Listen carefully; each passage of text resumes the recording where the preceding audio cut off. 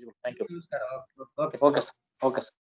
Okay, ಎಲ್ಲ ಆಸ್ಪಿರೆಂಟ್ಗಳಿಗೂ ಕೂಡ ಸಾಯಂಕಾಲದ ತರಗತಿಗೆ ಸ್ವಾಗತವನ್ನು ಕೋರುತ್ತಾ ಎಲ್ಲರಿಗೂ ಕೂಡ ಮುಸ್ಸಂಜೆಯ ಶುಭಾಶಯಗಳನ್ನು ಕೋರುತ್ತಾ, ನಿನ್ನೆ ಆಲ್ರೆಡಿ ಸಮಾಜ ವಿಜ್ಞಾನದ 1ನೇ ತರಗತಿಯನ್ನ ಶ್ರೀ ರಾಹುಲ್ ಸಾಬ್ ಸರ್ ಅವರು ಮಾಡಿದ್ದಾರೆ.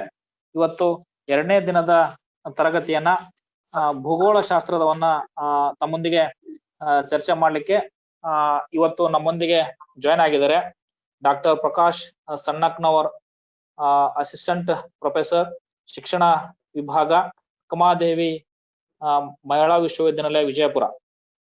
ಇವರ ಸಂಕ್ಷಿಪ್ತ ಪರಿಚಯ ನಾನು ತಮಗೆ ಮಾಡಿಕೊಳ್ಳಿದ್ದೇನೆ.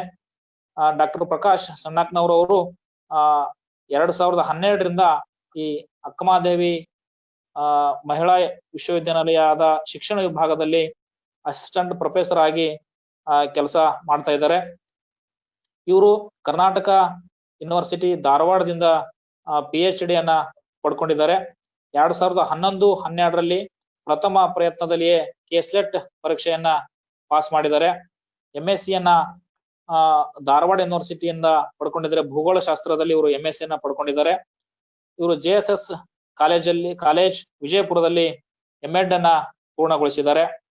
ನಂತರ ಇವರು ನೇಮಕಾತಿ ಅಸಿಸ್ಟೆಂಟ್ ಪ್ರೊಫೆಸರ್ ಆಗಿ 2012ರಲ್ಲಿ ನೇಮಕಾತಿ ಹೊಂದಿದ ಮೇಲೆಯೂ ಕೂಡ ಅದಕ್ಕಿಂತ ಮುಂಚಿಂದನೂ ಕೂಡ ಸುಮಾರು 20ಕ್ಕಿಂತ ಹೆಚ್ಚು ಸಂಶೋಧನಾ ಪ್ರಬಂಧಗಳನ್ನ ಅನೇಕ ನಿಯತಕಾಲಿಕೆಗಳಲ್ಲಿ ಪ್ರಕಟಣೆ ಮಾಡಿದ್ದಾರೆ. ಕನ್ನಡ ಮತ್ತು ಇಂಗ್ಲಿಷ್ ನಿಯತಕಾಲಿಕೆಗಳಲ್ಲಿ ಕೂಡ ಇವರ ಸಂಶೋಧನಾತ್ಮಕ ಪ್ರಬಂಧಗಳು 20ಕ್ಕಿಂತ ಹೆಚ್ಚು ಪ್ರಬಂಧಗಳು ಪ್ರಕಟಣೆಗೊಂಡಿವೆ. ಅದೇ ರೀತಿ 50ಕ್ಕಿಂತ ಹೆಚ್ಚು ರಾಜ್ಯ, ಅಂತಾರಾಜ್ಯ ಮತ್ತು ಅಂತಾರಾಷ್ಟ್ರ ಮಟ್ಟದಲ್ಲಿ ವಿಚಾರ ಸಂಕಿರಣದಲ್ಲಿ ತಮ್ಮ ಪ್ರಬಂಧವನ್ನ ಮಂಡನೆ ಮಾಡಿರತಕ್ಕಂಥ ಕೀರ್ತಿ ನಮ್ಮ ಡಾಕ್ಟರ್ ಪ್ರಕಾಶ್ ಸಣ್ಣಕ್ನವರ್ ಗುರುಗಳಿಗೆ ಸಲ್ಲುತ್ತೆ. ಇಂತಹ ಒಬ್ಬ ಮೇರು ಸಾಧಕರು ನಮ್ಮೊಂದಿಗೆ ಇವತ್ತು ಭೂಗೋಳ ಶಾಸ್ತ್ರದ ವಿಭಾಗದಲ್ಲಿ, ಏನು ಸಮಾಜ ವಿಜ್ಞಾನ ಅಂತ ಬಂದಾಗಲ್ಲಿ ನಾವು ಇತಿಹಾಸ, ಭೂಗೋಳ ಮತ್ತು ಪೌರಾಣಿಕ ವಿಭಾಗಗಳಲ್ಲಿ ಇವತ್ತಿನ 2ನೇ ವಿಭಾಗ ಏನ ಹೇಳ್ತೀವಿ ನಾವು ಭೂಗೋಳ ಶಾಸ್ತ್ರವನ್ನ ತಮ್ಮೊಂದಿಗೆ ಹಂಚ್ಕೊಳ್ತಾ ವಿಷಯವನ್ನ ಮಂಡನೆ ಮಾಡ್ಲಿಕ್ಕೆ ನಾನು ಎಲ್ಲಾ ವಿದ್ಯಾರ್ಥಿಗಳ ಪರವಾಗಿ, ಅಕ್ಕಮಹಾದೇವಿ ಯೂನಿವರ್ಸಿಟಿಯ ಕೋಚಿಂಗ್ ಅಕಾಡೆಮಿ ಪರವಾಗಿ ಹಾಗೂ ಎಲ್ಲ ಸ್ಪರ್ಧಾರ್ಥಿಗಳ ಪರವಾಗಿ ನಾನು ಮತ್ತೊಮ್ಮೆ doctor Prakash Sannaknavar, assistant professor, education department, Karnataka Akkamahadevi university Vijayapura ಇವರನ್ನ ಮತ್ತೊಮ್ಮೆ ಸ್ವಾಗತ ಕೋರ್ತೀನಿ ಸರ್. ಸರ್ ಗುರುಗಳೇ, ತಮಗೆ ಮತ್ತೊಮ್ಮೆ ಎಲ್ಲರ ಪರವಾಗಿ ಸ್ವಾಗತ, ಸುಸ್ವಾಗತ sir. Thank you sir, thank you very much. ನನ್ನನ್ನ ಪರಿಚಯ ಮಾಡಿಸ್ಕೊಟ್ಟಂತ ರಮೇಶ್ ಅವಧಿ ಸರ್ ಅವರಿಗೆ ಹಾಗೂ ಏನ್ ಕಾಂಪಿಟೇಟಿವ್ ಎಕ್ಸಾಮ್ ನಲ್ಲಿ ಭಾಗವಹಿಸ್ತಿರ್ತಕ್ಕಂಥ ಸ್ಪರ್ಧಾರ್ಥಿಗಳಿಗೆ ನಮಸ್ಕರಿಸುತ್ತಾ ಇವತ್ತಿನ ನನ್ನ ಸೆಷನ್ ಅನ್ನ ತಮ್ಮ ಮುಂದೆ ಹಂಚಿಕೊಳ್ಳಿಕ್ಕೆ ಇಷ್ಟಪಡ್ತೀನಿ.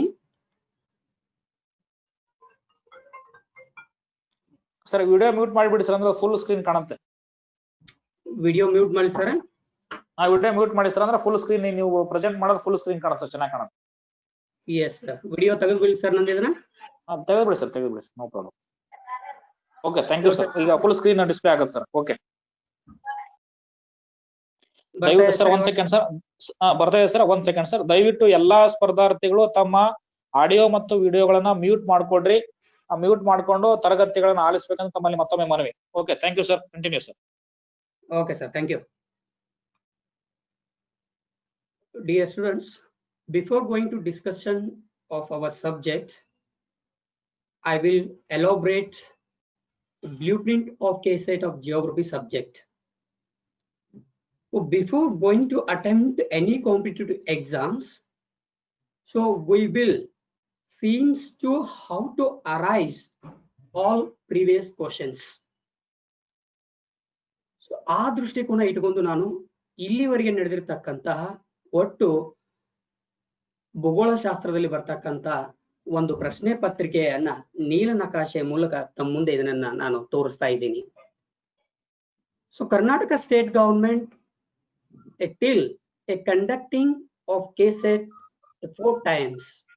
ಸೊ ಇಲ್ಲಿವರೆಗೆ ಒಟ್ಟು 4 ಸಾರಿ ಅಥವಾ 4 ಬಾರಿ ಕರ್ನಾಟಕ ರಾಜ್ಯ ಸರ್ಕಾರವು ಶಿಕ್ಷಕರ ಅರ್ಹತಾ ಪರೀಕ್ಷೆಯನ್ನ ತೆಗೆದುಕೊಂಡಿದೆ. 2014, 2015, 2016 ಮತ್ತು 2019. ಇದರಲ್ಲಿ ಒಟ್ಟು ನಮ್ಮ ವಿಷಯಕ್ಕೆ ಸಂಬಂಧಪಟ್ಟಂತೆ, so our geography subject has related to 10 topics. The first topic is geography as a social study and as a science. ಭೂಗೋಳ ಅಂತಕ್ಕಂತ ಒಂದು ವಿಷಯವು ವಿಜ್ಞಾನವೂ ಹೌದು ಮತ್ತು ಸಮಾಜ ವಿಜ್ಞಾನವೂ ಹೌದು. ಎರಡನೇ topic planet earth in the solar system. ಸೌರವ್ಯೂಹದಲ್ಲಿ ಭೂಗ್ರಹ, globe, environmental in its totality, nature and human environment, air, water, human environment and settlement, transportations, communications and resource, types of resource, natural resource and human resource, agriculture and total. So ಈ ಒಂದೊಂದು topic ಮೇಲೆ ಎಷ್ಟು ಪ್ರಶ್ನೆಗಳನ್ನ ಯಾವ ವರ್ಷದಲ್ಲಿ ಕೇಳಲಾಗಿದೆ ಅದನ್ನ ಮೊದಲು ನಾವು ಮನಗಾಣಬೇಕು. So before going to attempt the any competitive exams, which seems how to arrive particular topics. For example, first topic having a one question, a second topic having a one questions, and the question paper adjust, it means frame ಮಾಡ್ತಕ್ಕಂಥವ್ರು ಯಾವ ವಿಷಯಕ್ಕೆ ಹೆಚ್ಚು ಮಾನ್ಯತೆಯನ್ನು ನೀಡಿದ್ದಾರೆ ಅದನ್ನ ನಾವು ಅರ್ಥಕೊಂಡು ಅಧ್ಯಯನ ಮಾಡಿದ್ದೆ ಆದ್ರೆ ಯಾವುದೇ ಇರಲಿ ಅದು I think KS, IAS, any competitive exams, we will easily success of any competitive exams. ಅವುಗಳನ್ನ ಅತ್ಯಂತ ಸರಳವಾಗಿ ನಾವು ಹಾಗಾದ್ರೆ ಏನ್ ಮಾಡ್ಬೋದು, ಅವುಗಳನ್ನ ನಾವು ಫೇಸ್ ಮಾಡ್ಬೋದು. ಆ ದೃಷ್ಟಿಕೋನದಲ್ಲಿ ಇಟ್ಟುಕೊಂಡು ಹಾಗಾದ್ರೆ ನಾನು ಏನ್ ಮಾಡಿದೀನಿ ಅಂತಂದ್ರೆ ಇಲ್ಲೊಂದು ತಮ್ಮ ಮುಂದೆ ಬ್ಲೂ ಪ್ರಿಂಟ್ ಅನ್ನ ಫಸ್ಟ್ ಗೆ ಒಂದು 2 ನಿಮಿಷದಲ್ಲಿ ಅದರದ್ದು ಎಕ್ಸ್ಪ್ಲನೇಷನ್ ಅನ್ನ ಮಾಡ್ಬಿಡ್ತೀನಿ. 2014ರಲ್ಲಿ ಪ್ಲಾನೆಟ್ ಗೆ ಸಂಬಂಧಪಟ್ಟಂಗೆ ಅಂದ್ರೆ planet earth in the solar system, ಸೌರವ್ಯೂಹದಲ್ಲಿ ಒಂದು ಭೂಗ್ರಹ ಅದಕ್ಕೆ ಸಂಬಂಧಪಟ್ಟಂತೆ ಒಂದು ಪ್ರಶ್ನೆಯನ್ನ ಕೇಳಿದ್ದಾರೆ, ಗ್ಲೋಬ್ ನಲ್ಲಿ ಒಂದು ಪ್ರಶ್ನೆಯನ್ನ ಕೇಳಿದ್ದಾರೆ, ಎನ್ವೈರನ್ಮೆಂಟ್ ಇನ್ ಇಟ್ಸ್ ಟೋಟಾಲಿಟಿ ನಲ್ಲಿ ಬಿಟ್ಟಿದ್ದಾರೆ, ನೇಚರ್ ರಿಲೇಟೆಡ್ ಬಿಟ್ಟಿದ್ದಾರೆ. ಸೊ ಇಲ್ಲಿ air, water, human environment related ಹಾಗಾದ್ರೆ 2 ಪ್ರಶ್ನೆಗಳನ್ನ ಕೇಳಿದ್ದಾರೆ. ಟ್ರಾನ್ಸ್ಪೋರ್ಟೇಷನ್ ಅಲ್ಲಿ 2 ಪ್ರಶ್ನೆಗಳನ್ನ ಕೇಳಿದ್ದಾರೆ, ಕಮ್ಯುನಿಕೇಶನ್ ಟ್ರಾನ್ಸ್ಪೋರ್ಟೇಷನ್ಸ್ ಅಂಡ್ ರಿಸೋರ್ಸ್ ನಲ್ಲಿ 1 ಪ್ರಶ್ನೆಯನ್ನ ಕೇಳಿದ್ದಾರೆ, ಅಗ್ರಿಕಲ್ಚರ್ ನಲ್ಲಿ 2 ಪ್ರಶ್ನೆಗಳನ್ನ ಕೇಳಿದ್ದಾರೆ. ಸೊ ಹಾಗಾದ್ರೆ ಈ ವರ್ಷದ ಪ್ರಶ್ನೆ ಪತ್ರಿಕೆಯಲ್ಲಿ transportation and communication and agriculture having a 2 questions. It is a focus on the question paper, competitive question paper. It means TET question paper. 2015 has equal. It means focus on globe and nature and resource. The highlight, it means more focus on the other subject. So ಬೇರೆ ವಿಷಯಕ್ಕಿಂತ ಹಾಗಾದ್ರೆ ಈ 3 ಪರಿಕಲ್ಪನೆಗಳು ಏನಾಗಿದಾವೆ ಅಂತಂದ್ರೆ focus ಆಗಿದಾವೆ. So ಇಲ್ಲೇ ನಾವು ಗಮನಿಸಬೇಕು, geography as a social study and as science subject ಅನ್ನುವುದನ್ನ ಇಲ್ಲೇ ಅವರು ಅಷ್ಟು ಪರಿಗಣನೆಗೆ ತೆಗೆದುಕೊಂಡಿಲ್ಲ. ಹಂಗಂತ ನಾವು ಇದನ್ನ ಕಡೆಗಣಿಸುವುದಿಲ್ಲ. ನೆಕ್ಸ್ಟ್ 2020 ಎಕ್ಸಾಮಿನೇಷನ್ ಅಲ್ಲಿ ಕೇಳಬಹುದು, ಯಾವ್ದಾದ್ರು ಪ್ರಶ್ನೆಗಳನ್ನ ಕೇಳಬಹುದು ಅವರು. ಸೊ ಇದನ್ನ ನೀವು ಸ್ವಲ್ಪ ಸೂಕ್ಷ್ಮವಾಗಿ ಗಮನಿಸಬೇಕು. 2014ರಲ್ಲಿ 9 ಪ್ರಶ್ನೆಗಳು, 2015ರಲ್ಲಿ 10 ಪ್ರಶ್ನೆಗಳು, 2016ರಲ್ಲಿ 10 ಪ್ರಶ್ನೆಗಳು, 2019 having a 12 questions of K-test question paper, 12 ಪ್ರಶ್ನೆಗಳು.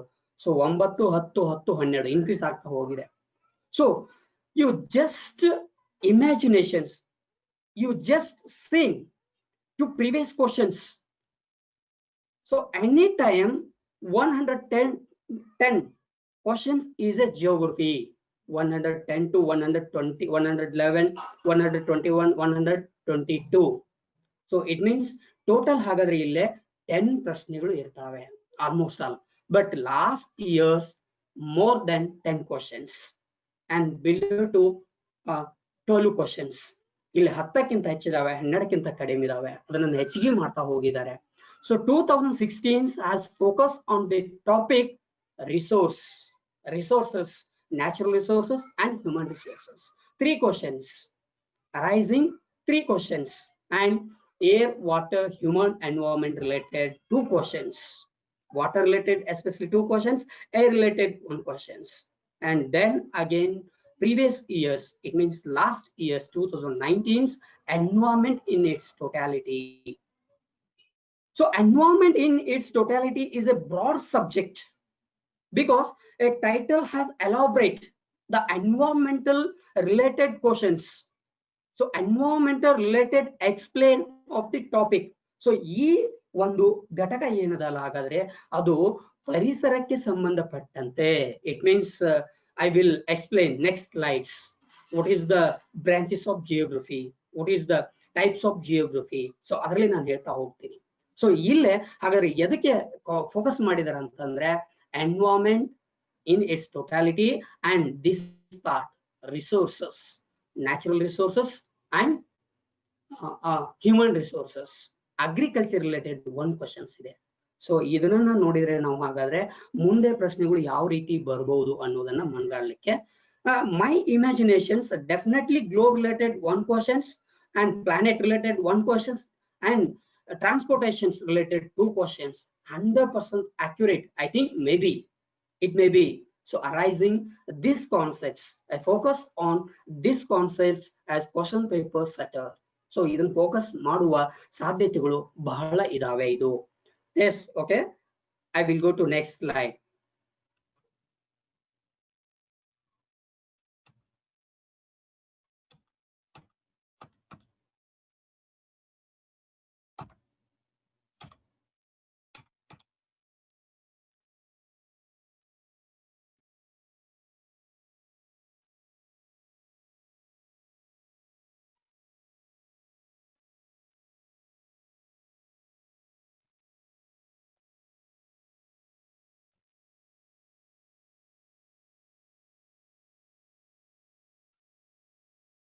Okay.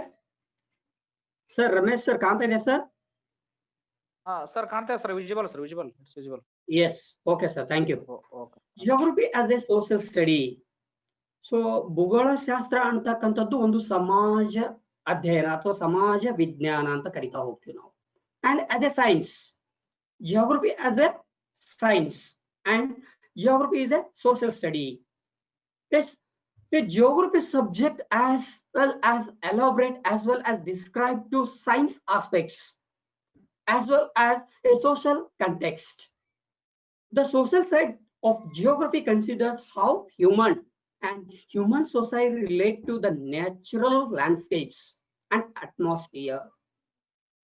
So commonly geography subject as explained to human activities and how to interact between two human geography. It means automatically correlated between two human activities and human geography. It means landscapes, land features and atmosphere and environment.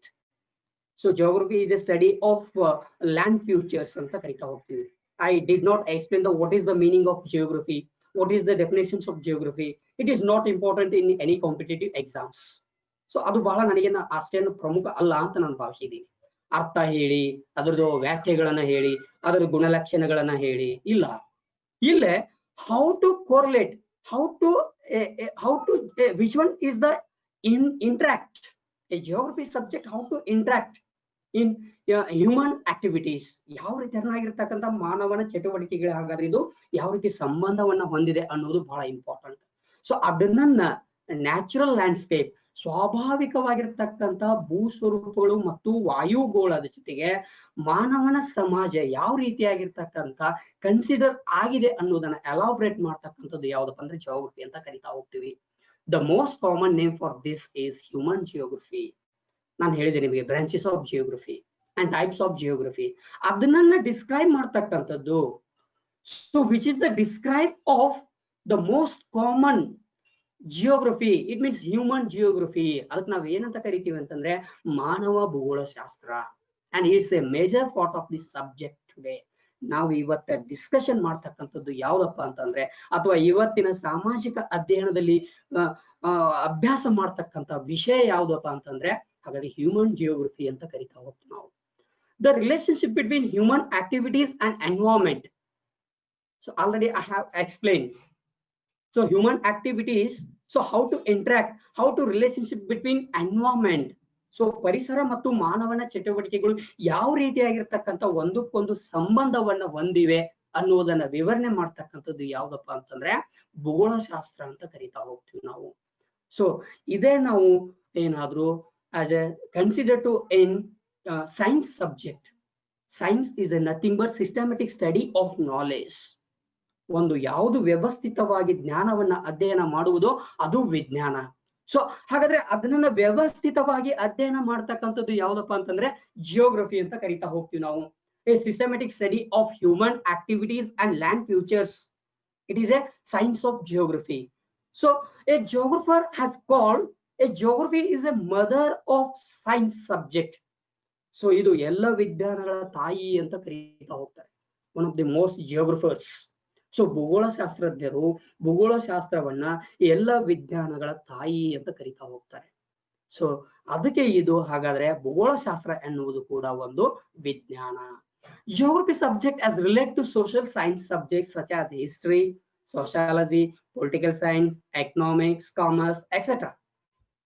So if we have studied two other subjects, so geography automatically connected between two other subjects.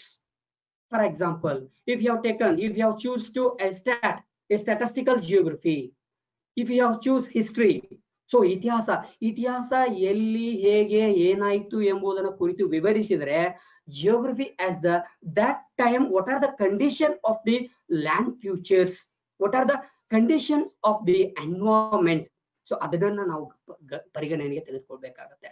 ನಾವು ಹೇಳ್ತಾ ಹೋಗ್ತೀವಿ ಯಾವುದು Aristotle ಅಥವಾ Alexander ಇಡೀ ವಿಶ್ವವನ್ನೇ ಗೆಲ್ಬೇಕಂತ ಹೊರಟಿದ್ದ. So ಅವನಿಗೆ ಅಲ್ಲಿ environmental condition support ಆಗ್ಲಿದ್ದಕ್ಕೆ ಹಿಂದಕ್ಕೆ ತಿರುಗಿ ಬಂದ. ಸೊ ಇಂಥವು ಸಾಕಷ್ಟು ಎಕ್ಸಾಂಪಲ್ ಗಳನ್ನ ಕೊಡ್ತಾ ಹೋಗ್ತೀವಿ ನಾವು. Sociology, political science, political geography, social geography, history, historical geography, is it right, economic geography, commerce geography, statistical geography. So anyone, ನೀವು ಯಾವುದೇ ವಿಷಯವನ್ನು ತಗೊಳ್ಳಿ, automatically correlated between two geography subject. Geography is a correlated to all subject. A geography that studied physical phenomena and interaction between different elements cannot be limited to be called social science. Dear participants, please find out this point. A social science cannot be limited to considered to in social science. It is abroad a wide scope. ಬಹಳ wide ಆಗಿರ್ತಕ್ಕಂಥ ವಿಷಯ ಯಾವ್ದಪ್ಪ ಅಂದ್ರೆ geography ಅಂತ ಕರಿತಾ ಹೋಗ್ತೀವಿ ನಾವು. So ಅದು ಒಂದಕ್ಕೆ ಇದನ್ನ ನೀವು ಕನ್ಸಿಡರ್ ಮಾಡಕ್ ಹೋಗ್ಬೇಡ್ರಿ. Different elements. So geography is a interaction between two different elements, can not be limited to specific subjects. So geography is not just a social science, it is a science with a social element to it. So ಇದೊಂದು ವಿಜ್ಞಾನ. So ಇದೊಂದು ಯಾವುದು element? ಹಾಗಾದ್ರೆ social element, ಅದಕ್ಕೆ relations, ಅದಕ್ಕೆ just correlate ಆಗಿರ್ತಕ್ಕಂಥ ವಿಷಯ ಅಂತ ಕರಿತಾ ಹೋಗ್ತೀವಿ ನಾವು. Yes, meaning of geography. So ಇದನ್ನ ಯಾಕೆ ನಾನು ನಿಮ್ಗೆ ಹೇಳ್ತಾ ಇದ್ದೀನಿ ಅಂತಂದ್ರೆ, ಇದ್ರ ಮೇಲೆ ಕ್ವಶನ್ಸ್ ಬರಬಹುದು. ಹೇಗ್ ಬರಬಹುದು? How to arise this content a questions. A geography is a derived from Greek word, Latin word, French word, ಹೀಗೆ ಕೇಳ್ಬಹುದು. ಈ ಭೂಗೋಳಶಾಸ್ತ್ರ ಎನ್ನುವುದು ಯಾವ ಪದದಿಂದ ಬಂದಿದೆ? ಗ್ರೀಕ್ ಅಂತ ಕೊಡ್ಬೋದು, ಫ್ರೆಂಚ್ ಅಂತ ಕೊಡ್ಬೋದು, ಲ್ಯಾಟಿನ್ ಅಂತ ಕೊಡ್ಬೋದು, ಇಟ್ ಇಸ್ ರೈಟ್ ಇಂಗ್ಲಿಷ್ ಅಂತ ಕೊಡ್ಬೋದು. ಅಲ್ಲಿ 4 ಆಪ್ಷನ್ಸ್ ಅನ್ನ ಕೊಡ್ತಾ ಹೋಗ್ತಾನೆ. ಸೊ ಆ ದೃಷ್ಟಿಕೋನದಲ್ಲಿ ಇಟ್ಕೊಂಡು ನಾ ಈ ಪಾಯಿಂಟ್ ಈ ಸಬ್ಜೆಕ್ಟ್ ಅನ್ನ, ಈ ವಿಷಯವನ್ನ ಫೋಕಸ್ ಮಾಡ್ತಾ ಇದ್ದೀನಿ ನಿಮ್ಗೆ. So geography is A derived from originate to Greek words, 2 Greek words. The first is geo, which means earth, the earth, and the second Greek word is graphein, which means to describe, to elaborate, to explain. ಇದು ಭೂಗೋಳಶಾಸ್ತ್ರ ಎನ್ನುವುದು 2 Greek ಪದಗಳಿಂದ ಬಂದಿದೆ. ಅಂದ್ರೆ ಅವು ಯಾವಪ್ಪ ಅಂದ್ರೆ ಜಿಯೋ ಅಂದ್ರೆ ಭೂಮಿ ಎಂದರ್ಥ. ಸೊ ಇನ್ನೊಂದು ಗ್ರಾಫಿಯನ್ ಅಂತ ಹೇಳಿ, ಗ್ರಾಫಿಯನ್ ಅಂತಂದ್ರೆ ವಿವರಣೆ, ವರ್ಣಿಸು, ವಿವರಿಸು ಅಂತ ಅರ್ಥವನ್ನ ನೀಡ್ತಾ ಹೋಗುತ್ತೆ. Yes, the father of geography, ಭೂಗೋಳಶಾಸ್ತ್ರಜ್ಞ ತಂದೆ, ಫಾದರ್ ಆಫ್ ಜಿಯೋಗ್ರಫಿ ಯಾರಪ್ಪ ಅಂದ್ರೆ ಎರಿಟಾಸ್ತನಿಸ್. ಸೊ ಇವನ್ನೇ ಯಾಕೆ ನಾವು ಫಾದರ್ ಆಫ್ ಜಿಯೋಗ್ರಫಿ ಅಂತ ಕರಿಬಹುದು? he was more contribute to in modern period of geography. He was written a one book. Adu it's automatically connected between to cartography. A book title ಏನಪ್ಪ ಅಂದ್ರೆ cartography. So ಅದನ್ನ ಆ ಶತಮಾನದಲ್ಲಿ ಅಂದ್ರೆ modern ಆಧುನಿಕ ಯುಗದಲ್ಲಿ ಅದಕ್ಕೆ ಹೆಚ್ಚು ಪ್ರಾಮುಖ್ಯತೆಯನ್ನು ನೀಡತಕ್ಕಂತ ಒಬ್ಬ ವ್ಯಕ್ತಿ ಎರಿಟಾಸ್ತನಿಸ್. ಅದಕ್ಕೆ ಅವನನ್ನ ಭೂಗೋಳಶಾಸ್ತ್ರಜ್ಞ ಅಂತ, ಭೂಗೋಳಶಾಸ್ತ್ರದ ಫಾದರ್ ಅಂತ ಕರಿತಾ ಹೋಗ್ತೀವಿ ನಾವು. ಕಾರ್ಟೋಗ್ರಫಿ ಹೀಗೆ ಕೇಳ್ಬಹುದು ಈ ಪ್ರಶ್ನೆಗಳನ್ನ. ಕಾರ್ಟೋಗ್ರಫಿ, ಜಿಯೋಮಾರ್ಫಾಲಜಿ, ಪೆಟ್ರೋಲಜಿ, ಇವು ಯಾವುಗಳನ್ನ ಕುರಿತು ಅಧ್ಯಯನವನ್ನ ಮಾಡುತ್ತದೆ ಅಂತ ಕೇಳ್ತಾ ಹೋಗ್ತಾರೆ. ಎನಿ ಕಾಂಪಿಟೇಟಿವ್ ಎಕ್ಸಾಮ್ಸ್, ನೀವು ಕೆಟೆಟ್ ಅಷ್ಟೇ ಅಲ್ಲ, ನೀವು ಬೇರೆ ಬೇರೆ IAS ಎಕ್ಸಾಮ್ ನಲ್ಲಿ ಕೂಡ ಇವು ಬರ್ತಾ ಹೋಗ್ತವೆ. ಏನು? ಕಾರ್ಟೋಗ್ರಫಿ, which is the study of ಕೆಳಗಡೆ ಏನ್ ಕೊಡ್ತಾ ಹೋಗ್ತಾನೆ, ಮ್ಯಾಪ್ಸ್, ಲ್ಯಾಂಡ್ ಫ್ಯೂಚರ್ಸ್, ಏನೇನೇನೋ 2 ಆಪ್ಷನ್ಸ್ ಗಳನ್ನ ಕೊಡ್ತಾ ಹೋಗ್ತಾನೆ. ಸೊ ಕಾರ್ಟೋಗ್ರಫಿ ಇಟ್ ಈಸ್ ಎ ನಕ್ಷಾಶಾಸ್ತ್ರ ಅಂತ ಕರಿತಾ ಹೋಗ್ತೀವಿ ಕನ್ನಡದೊಳಗೆ. ಸೊ ಸ್ಟಡಿ ಆಫ್ ಮ್ಯಾಪ್ಸ್ ಅಂದ್ರೆ ನಕ್ಷೆಗಳನ್ನ ಕುರಿತು ಅಧ್ಯಯನ ಮಾಡುವುದಕ್ಕೆ ನಾವು ಕಾರ್ಟೋಗ್ರಫಿ ಅಂತ ಕರಿತಾ ಹೋಗ್ತೀವಿ. ಜಿಯೋಮಾರ್ಫಾಲಜಿ ಶಿಲಾಶಾಸ್ತ್ರ ಅಂತ ಕರಿತಾ ಹೋಗ್ತೀವಿ. ಇದು a study of land forms. Geomorphology is nothing but a study of land forms ಅಂದ್ರೆ ಭೌಗೋಳಿಕ ಮೇಲ್ಮೈ ಲಕ್ಷ್ಯಗಳನ್ನ ಕುರಿತು ಯಾವುದು ಅಧ್ಯಯನವನ್ನ ಮಾಡುವುದೋ ಅದು ಶಿಲಾಶಾಸ್ತ್ರ ಅಥವಾ ಜಿಯೋಮಾರ್ಫಾಲಜಿ ಅಂತ ಕರಿತಾ ಹೋಗ್ತೀವಿ ನಾವು. Yes next one petrology study of rocks. Petrology ಶಿಲೆಗಳನ್ನ ಕುರಿತು ಅಧ್ಯಯನವನ್ನ ಯಾವುದು ಮಾಡುತ್ತದೆಯೋ ಅದು ಪೆಟ್ರೋಲಜಿ ಅಂತ ಕರಿತಾ ಹೋಗ್ತೀವಿ ನಾವು. ಶಿಲೆಗಳನ್ನ ಕುರಿತು ಅಧ್ಯಯನ ಮಾಡ್ತಕ್ಕಂಥದ್ದು. ಎಸ್ ಕ್ಲೈಮೆಟೋಲಜಿ ವಾಯುಗುಣ ಶಾಸ್ತ್ರ ಅಂತ ಕರಿತಾ ಹೋಗ್ತೀವಿ. ಸ್ಟಡಿ ಆಫ್ ಮೈಕ್ರೋ ಕ್ಲೈಮೇಟ್ ಸೂಕ್ಷ್ಮವಾಗಿರ್ತಕ್ಕಂಥ ಹವಾಮಾನವನ್ನ ಕುರಿತು ಯಾವುದು ಅಧ್ಯಯನವನ್ನ ಮಾಡುತ್ತದೆಯೋ climatology. A study of climate nature. So ಕ್ಲೈಮೇಟಿನ ಸ್ವರೂಪವನ್ನ ಕುರಿತು ಅಧ್ಯಯನ ಮಾಡ್ತಕ್ಕಂಥದ್ದು ಕ್ಲೈಮೆಟೋಲಜಿ ಅಂತ ಕರಿತಾ ಹೋಗ್ತೀವಿ. And next one metrology a study of weather and atmospheric pollutions ಅಂದ್ರೆ ಹವಾಗುಣ ಶಾಸ್ತ್ರ ಮತ್ತು ವಾಯುಗುಣ ಶಾಸ್ತ್ರವನ್ನ ಕುರಿತು ಯಾವುದು ಅಧ್ಯಯನವನ್ನ ಮಾಡುತ್ತದೆಯೋ ಅದು ಮೆಟ್ರಾಲಜಿ ಅಂತ ಕರಿತಾ ಹೋಗ್ತೀವಿ. ಪೆಡಾಲಜಿ ಇದು ಮೋಸ್ಟ್ ಇಂಪಾರ್ಟೆಂಟ್. ಇದು ಒಂದು last time SDA FDA IAS level ನೊಳಗೂ ಬಂದು ಹೋಗಿದೆ ಈ ಕ್ವಶನ್ಸ್. ಮಣ್ಣಿನ ಶಾಸ್ತ್ರ ಅಂತ ಕರಿತಾ ಹೋಗ್ತೀವಿ. A study of soil and relationship between agriculture. Pedology is nothing but a study of agriculture and soils, types of soils, nature of soils and distribution of soils. So ಮಣ್ಣಿನ ಪ್ರಕಾರ, ಮಣ್ಣಿನ ವಿಧಗಳು, ಮಣ್ಣಿನ ಗುಣಲಕ್ಷಣಗಳು and as well as relationship between to agriculture. We know soil is a automatic relationship between to agricultures. So ಅಂದ್ರೆ ವ್ಯವಸಾಯ ಕೃಷಿಗೆ ಹಾಗಾದ್ರೆ ಅತ್ಯಂತ ಸಂಬಂಧವನ್ನು ಹೊಂದಿರತಕ್ಕಂಥದ್ದು ಯಾವ್ದಪ್ಪ ಅಂತಂದ್ರೆ ಸಾಯಿಲ್ ಅಂತ ಕರಿತಾ ಹೋಗ್ತೀವಿ. ಸೊ ಆಟೋಮೆಟಿಕ್ಲಿ ರಿಲೇಶನ್ಶಿಪ್ ಬಿಟ್ವೀನ್ ಅದನ್ನ ಅಧ್ಯಯನ ಮಾಡ್ತಕ್ಕಂಥದ್ದು. ಆಸ್ಟ್ರೋನಾಮಿಕಲ್ ಜಿಯೋಗ್ರಫಿ ಅಂತ ಕರಿತಾ ಹೋಗ್ತೀವಿ ನಾವು. ಇದಕ್ಕೆ ಖಗೋಳ ಶಾಸ್ತ್ರ ಅಂತ ಕರಿತೀವಿ. ಖಗೋಳ ಶಾಸ್ತ್ರ ಇದು ನಿಮ್ಗೆಲ್ಲರಿಗೂ ಗೊತ್ತೇ ಇರ್ತದೆ. Study of solar systems. It means A study of astronomical aspects, astronomical context. So ಅದನ್ನ ಕುರಿತು ಅಧ್ಯಯನ ಮಾಡ್ತಕ್ಕಂಥದ್ದು ಯಾವ್ದಪ್ಪ ಅಂದ್ರೆ ಆಸ್ಟ್ರೋನಾಮಿಕಲ್ ಜಿಯೋಗ್ರಫಿ ಅಂತ ಕರಿತಾ ಹೋಗ್ತೀವಿ. ಸಿಸ್ಮಾಲಜಿ ಅಂಡ್ ವೋಲ್ಕ್ಯಾನೋಲಜಿ ಅಂತ ಕರಿತಾ ಹೋಗ್ತೀವಿ. ಭೂಕಂಪ ಮತ್ತು ಜ್ವಾಲಾಮುಖಿ ಅವುಗಳನ್ನ ಕುರಿತು ಅಧ್ಯಯನ ಮಾಡ್ತಕ್ಕಂಥದ್ದು ಯಾವ್ದಪ್ಪ ಅಂತಂದ್ರೆ seismology and volcano. Study of earthquake and volcano. Earthquake ಭೂಕಂಪ, ವೋಲ್ಕ್ಯಾನೋ ಜ್ವಾಲಾಮುಖಿ ಇವುಗಳನ್ನ ಕುರಿತು ಅಧ್ಯಯನವನ್ನ ಯಾವುದು ಮಾಡುವುದೋ ಅದು seismology. Yes how to origin in TET question papers ಅಥವಾ ಕ್ವಶನ್ಸ್. ಸೊ ಈ ಪಾಯಿಂಟ್ಸ್ ನಲ್ಲಿ ಈ ಫೋಕಸ್ ಆಗಿರ್ತಕ್ಕಂಥ ಟಾಪಿಕ್ ನಲ್ಲಿ ಏನಂತ ಕಾರ್ಟೋಗ್ರಫಿ ಅಂತ ಕೊಟ್ಟು ಯಾವುದನ್ನ ಕುರಿತು ಅಧ್ಯಯನ ಮಾಡುತ್ತದೆ ಅಂತ ಕೇಳ್ಬೋದು. ಪೆಡಾಲಜಿ ಯಾವುದನ್ನ ಕುರಿತು ಅಧ್ಯಯನ ಮಾಡುತ್ತದೆ, ಕ್ಲೆಮ್ಟೋಲಜಿ ಯಾವುದನ್ನ ಕುರಿತು ಅಧ್ಯಯನ ಮಾಡುತ್ತದೆ, ಮೆಟ್ರಾಲಜಿ ಯಾವುದನ್ನ ಕುರಿತು ಅಧ್ಯಯನವನ್ನ ಮಾಡುತ್ತದೆ ಅಂತ ಹೇಳಿ ಕೆಳಗಡೆ 4 ಆಪ್ಷನ್ಸ್ ಗಳನ್ನ ಕೊಡ್ಬೋದು. So please aspirants focus in the point. ಇವುಗಳನ್ನ ನೀವು ಫೋಕಸ್ ಮಾಡ್ಕೋಬೇಕು. Yes so as well as branches of geography. Basically there are 2 types of geography ಅಂತ ಕರಿತೀವಿ ನಾವು. ಮೂಲಭೂತವಾಗಿ 2 ಪ್ರಕಾರಗಳನ್ನ ನಾವು ಮಾಡ್ತಾ ಇದೀವಿ ನಾವು. ಅದರಲ್ಲೇ ಮತ್ತೆ ನಾವು ಸಬ್ branches of the geography. So one is physical geography and second one is human geography. There are basically 2 types of geography. ಹಂಗೆ ನಾವು ಬ್ರಾಂಚಸ್ ಗಳನ್ನ ಮಾಡ್ತಾ ಹೋದ್ರೆ there are so many branches in geography. So previous slides already I have explained. So how to correlate it to other subjects. So automatically one geography branch, one subject automatically connected to other subjects. ಅದು ಬೇರೆ ವಿಷಯಗಳಿಗೆ ಹಾಗಾದ್ರೆ ಏನ್ ಮಾಡ್ತಾ ಇದೆ, ಸಂಬಂಧವನ್ನ ಕಲ್ಪಿಸ್ತಾ ಇದೆ. So ಪ್ರಾಕೃತಿಕ ಭೂಗೋಳಶಾಸ್ತ್ರ ಅಥವಾ ಭೌತಿಕ ಭೂಗೋಳಶಾಸ್ತ್ರ ಅಂತ ಕರಿತಾ ಹೋಗ್ತೀವಿ ನಾವು, ಫಿಸಿಕಲ್ ಜಿಯೋಗ್ರಫಿ. ಇದರಲ್ಲಿ there are 4 types measure there are 4 types or measure 4 sub branches of the physical geography. Lithosphere, atmosphere, hydrosphere, biosphere. ಶಿಲಾಗೋಳ, ವಾಯುಗೋಳ, ಹೈಡ್ರೋಸ್ಪಿಯರ್ ಜಲಗೋಳ, ಬಯೋಸ್ಪಿಯರ್ ಜೀವಗೋಳ. ಸೊ ಇವು ಬಹಳ ಅತ್ಯಂತ ಪ್ರಮುಖವಾಗಿರ್ತಕ್ಕಂಥ ಬ್ರಾಂಚಸ್ಗಳು ಫಿಸಿಕಲ್ ಜಿಯೋಗ್ರಫಿನಲ್ಲಿ. Is it right? So once again I will repeat. ಶಿಲಾಗೋಳ, ವಾಯುಗೋಳ, ಹೈಡ್ರೋಸ್ಪಿಯರ್ ಜಲಗೋಳ, ಬಯೋಸ್ಪಿಯರ್ ಜೀವಗೋಳ. And one of the most important branch human geography. It is very very very very important. So ಬಹಳ ಬಹಳ ಪ್ರಾಮುಖ್ಯತೆಯನ್ನು ಪಡೆದು ಇದರೊಳಗೆ ಎಲ್ಲ ಸಬ್ ಬ್ರಾಂಚಸ್ಗಳು ಬಂದು ಹೋಗ್ತವೆ ನೀವು. Because human is a social animal. Human activities automatically correlated to ಏನಂತ ಕರಿತಾ ಹೋಗ್ತೀವಿ ನಾವು, ಆಕ್ಟಿವಿಟೀಸ್. ಇಟ್ ಮೀನ್ಸ್ ಜಿಯೋಗ್ರಫಿ, ಅವನೇನ್ ಭೂಗೋಳಕ್ಕೆ ಸಂಬಂಧಪಟ್ಟಂತ ಆಕ್ಟಿವಿಟೀಸ್ ಗಳನ್ನ ನಾವು ಕಾಣ್ತಾ ಹೋಗ್ತೀವಿ.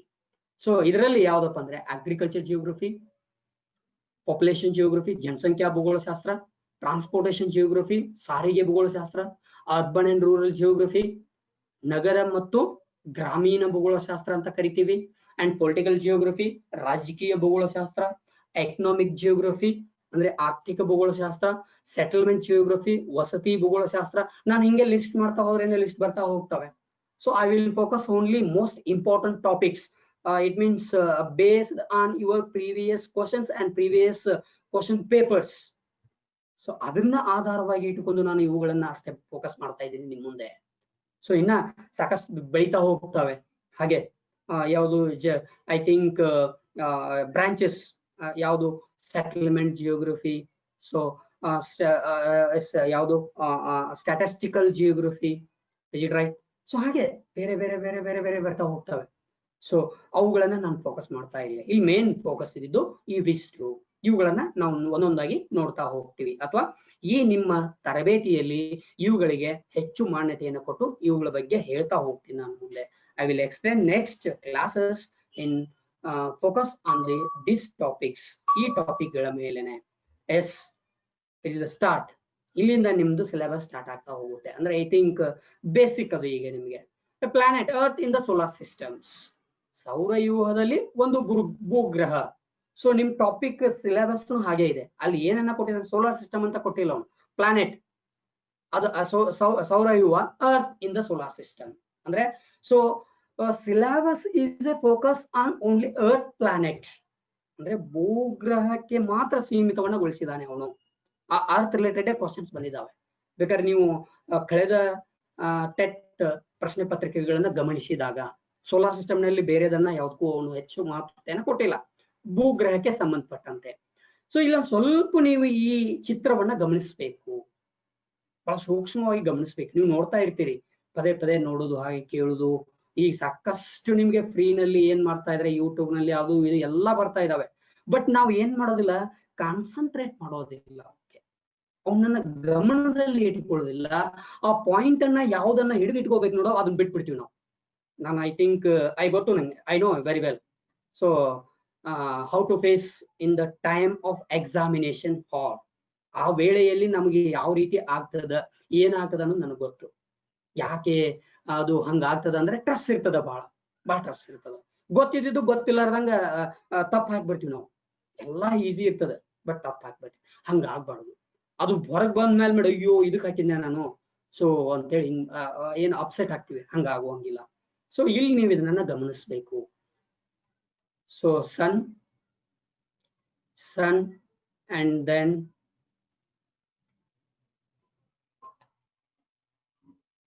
ರಮೇಶ್ ಸರ್. ಸರ್ ಕಾಣ್ತಾ ಇದೆ ಸರ್? ಕಾಣ್ತಾ ಇದೆ ಸರ್. ಹಲೋ ಸರ್, ಕಾಣ್ತಾ ಇದೆ sir. Yes, okay. Prakash sir ಕಾಣ್ತಾ ಇದೆ. Thank you. ಇಲ್ಲಿ ನೋಡಿ, ನೀವು ಗಮನಿಸ್ಕೊಳ್ಳಿ. Sun, Mercury, Venus, earth, Mars, Jupiter, Saturn, Uranus, Neptune, Pluto ಈಗ ಗ್ರಹ ಅಲ್ಲ ಅಂತ ಅಮಾನ್ಯತೆಯನ್ನು ಗೊಳಿಸಿದ್ದಾರೆ. Remove from the solar system ಪ್ಲೂಟೋನ ರಿಮೂವ್ ಮಾಡಿದ್ದಾರೆ. ಇದನ್ನ ಬಿಟ್ಬಿಡಿ. ಇದನ್ನ ಯಾವಾಗ ರಿಮೂವ್ ಮಾಡಿದ್ರು, ಯಾಕೆ ರಿಮೂವ್ ಮಾಡಿದ್ರು ನಾನು ನೆಕ್ಸ್ಟ್ ಲೈನ್ ಅಲ್ಲಿ ಎಕ್ಸ್ಪ್ಲೇನ್ ಮಾಡ್ತಾ ಹೋಗ್ತೀನಿ. ಇಲ್ಲಿ ಸನ್, ಸೊ ಇದೇ ಕಲರ್ ಯಾಕಿದೆ, ಇದು ಇದೇ ಕಲರ್ ಯಾಕಿದೆ, ಇದು ಈ ಕಲರ್ ಯಾಕಿದೆ. ಸೊ ನೋಡಿ, ನಾವು ಸಾಕಷ್ಟು ಚಿತ್ರಗಳನ್ನ, ಇಮೇಜ್ ಗಳನ್ನ ನೋಡಿರ್ತೀವಿ. ಇದನ್ನ ನೋಡಿದಿಲ್ಲ ನಾವು, ಯಾವ ಕಲರ್, ಈ ಕಲರ್. ಇಲ್ಲೇ ಕಲರ್ ಮೇಲೆನೆ ಫೈಂಡ್ ಔಟ್ ಮಾಡ್ಬೋದು ನಾವು ಮುಂದೆ. ಅಂದ್ರೆ ಈಸಿ ಒಂದು ಟ್ರಿಕ್ಸ್ ರೀ. ನಾವು ಯಾವುದೇ ಕಾಂಪಿಟೇಟಿವ್ ಎಕ್ಸಾಮ್ಗಳನ್ನ ಏನೇ ಮಾಡ್ಬೇಕಾಗಿದ್ರು ಕೂಡ ಅದನ್ನ ನಾವು ನೆನಪಿನಲ್ಲಿ ಇಟ್ಕೊಳ್ಳಿಕ್ಕೆ ಕೋಡ್ಗಳನ್ನ ಕೊಟ್ಕೊಳ್ತಾ ಹೋಗ್ಬೇಕು. ಕೋಡ್ಗಳನ್ನ ಹೆಂಗ್ ಕೊಡ್ಬೋದು ಅನ್ನೋದು ಒಂದು ಕ್ಲೀವನ್ನ ಹೇಳ್ತೀನಿ. MVEMJSUN ಒಂದು ವರ್ಡ್ ಆಗ್ತದೆ, ಅದು ನಿಮ್ದೇ ಆಗಿರ್ತಕ್ಕಂಥ ಒಂದು ವರ್ಡ್. ಅಥವಾ ಉಲ್ಟಾ ಬರೋದು NUSJMEVM, ಎಸ್ ಲಾಸ್ಟ್ ಎಸ್ ಅಂತ ಕೊಟ್ಕೋಬೇಕು, ಅಥವಾ ಇಲ್ಲಿಂದ ತಗೊಂಡು ಹೋದ್ರು ಬರ್ತದ. Yes SMVEMJSNU, is it right? ಒಂದು ವರ್ಡ್ ಆಗ್ತವೆ ನಿಮ್ಗೆ. ಯಾವುದೋ ಒಂದು ನೀವು ಯಾವುದೇ ಒಂದನ್ನು ನೆನಪಿಟ್ಕೋಬೇಕಾಯ್ತಂದ್ರೆ ಈ ತರನಾಗಿ ಕೋಡ್ಗಳನ್ನ ಮಾಡ್ಕೊತಾ ಹೋಗ್ಬೇಕು ನಾವು ಕಾಂಪಿಟೇಟಿವ್ ಎಕ್ಸಾಮ್ಸ್ ನಲ್ಲಿ. ಸನ್, ಮೆರ್ಕ್ಯೂರಿ, ಹೌದಾ? ಸೊ ಇದನ್ನ ಗಮನಿಸಿದ್ರಲ್ಲ, ನಾನು ನೆಕ್ಸ್ಟ್ ಸ್ಲೈಡಿಗೆ ಬರ್ತೀನಿ ಇದರ ಎಕ್ಸ್ಪ್ಲನೇಷನ್. ಸೊ ಮೆರ್ಕ್ಯೂರಿ, ಬುಧಗ nearest of the sun, nearest of the sun, ಅತಿ ಹೆಚ್ಚು ಉಷ್ಣಾಂಶವನ್ನ, high temperature and high coldest of the planet in solar system. So that is called this colour. Cold ಅದ, ಅತ್ಯಂತ ಹೀಟ್ ಅದ, ಸೊ ಅದಕ್ಕಾಗಿರ್ತಕ್ಕಂಥದ್ದು. ಸೊ ಆ ದೃಷ್ಟಿಯಿಂದ ಇಟ್ಕೊಂಡು ಆ ಕಲರ್ ಅನ್ನ ನಾವು ಏನು ಫೋಕಸ್ ಮಾಡ್ತಾ ಹೋಗ್ತೀವಿ. ಸನ್, ಸನ್ ನೋಡಿ ಬೆಂಕಿಯ ರೀತಿ, ಇಟ್ ಮೀನ್ಸ್ ನಾವೇನಂತ ಫೈರ್ ಹೆಂಗಿರ್ತದ ನೀವು ನೋಡಿ, ಅಗ್ದಿ ಹೆಚ್ಚು ಫೈರ್ ಇರ್ತಂದ್ರೆ ಹಾಗೆ ಇದೆ ಕಲರ್. Is it right? ಈ blue colour sky, is it right? Stars black, ಆಮೇಲೆ ದೂರ ದೂರ ಹೋದಂಗೆ ಬ್ಲಾಕ್ ಕಾಣ್ತಾ ಹೋಗುತ್ತೆ. ಅದು ಯಾಕೆ ಕಾಣ್ತದ? ಸೊ ಅದನ್ನ ನಾನು ಹೇಳ್ತಾ ಹೋಗ್ತೇನೆ ನಿಮ್ಗೆ. Venus, is it right? ಶುಕ್ರ ಗ್ರಹ. ಸೊ ಇಲ್ಲಿ ಮತ್ತೊಂದೊಂದು ಎಕ್ಸ್ಪ್ಲನೇಷನ್ ಮಾಡ್ಬಿಡ್ತೀನಿ. ಸನ್ 71% ಹೈಡ್ರೋಜನ್, ಸೊ 27% ಹೀಲಿಯಂ. ಹೈಡ್ರೋಜನ್ ಎಷ್ಟದ ಇದರಲ್ಲಿ? 71%. 27% ಹೀಲಿಯಂ ಒಳಗೊಂಡಿರ್ತಕ್ಕಂಥದ್ದು ಯಾವ್ದಪ್ಪ ಅಂತಂದ್ರೆ ಸನ್ ಅಂತ ಕರಿತೀವಿ. ಇಲ್ಲಿ ಪ್ರಶ್ನೆ ಹೇಗ್ ಬರ್ಬೋದು ಇದ್ರ ಮೇಲೆ? ಸೊ ಎಷ್ಟು ಪ್ರತಿಶತ ಹಾಗಾದ್ರೆ ಹೈಡ್ರೋಜನ್ ಅನ್ನ ಸೂರ್ಯ ಹೊಂದಿದ್ದಾನೆ ಅಂತ ಹೇಳ್ಬೋದು. ಸೊ ಹೀಲಿಯಂ ಎಷ್ಟು ಪರ್ಸೆಂಟ್ ಅದ, ಅಥವಾ ಅತ್ಯಂತ ಹೆಚ್ಚು ಹೀಲಿಯಂ ಒಳಗೊಂಡಿರ್ತಕ್ಕಂಥದ್ದು ಯಾವುದು ಹೀಗೆ ಕೇಳ್ಬಹುದು. ಇವುಗಳನ್ನು ಕೊಟ್ಟು ಇದನ್ನು ಕೊಟ್ಟಿರ್ತಾನೆ, ಇದರಲ್ಲಿ 3 ಕೊಟ್ಟು ಇದನ್ನ ಕೊಟ್ಟಿರ್ತಾನೆ. ಇಸ್ ಕನ್ಫ್ಯೂಷನ್ ಮಾಡ್ಲಿಕ್ಕೆ. ಸೊ ಯಾವಾಗ್ಲೂ any competitive exam almost all 2 questions it is nearest to ಸ್ವಲ್ಪ ಡಿಸ್ಟೆನ್ಸ್ ಅಂದ್ರೆ ದೂರ ಇರ್ತವೆ. ಸೊ ಹಾಗೆ. ಸೊ ಸನ್ ಈಸ್ ಎ ಏನು constant. So all planets surrounding the suns.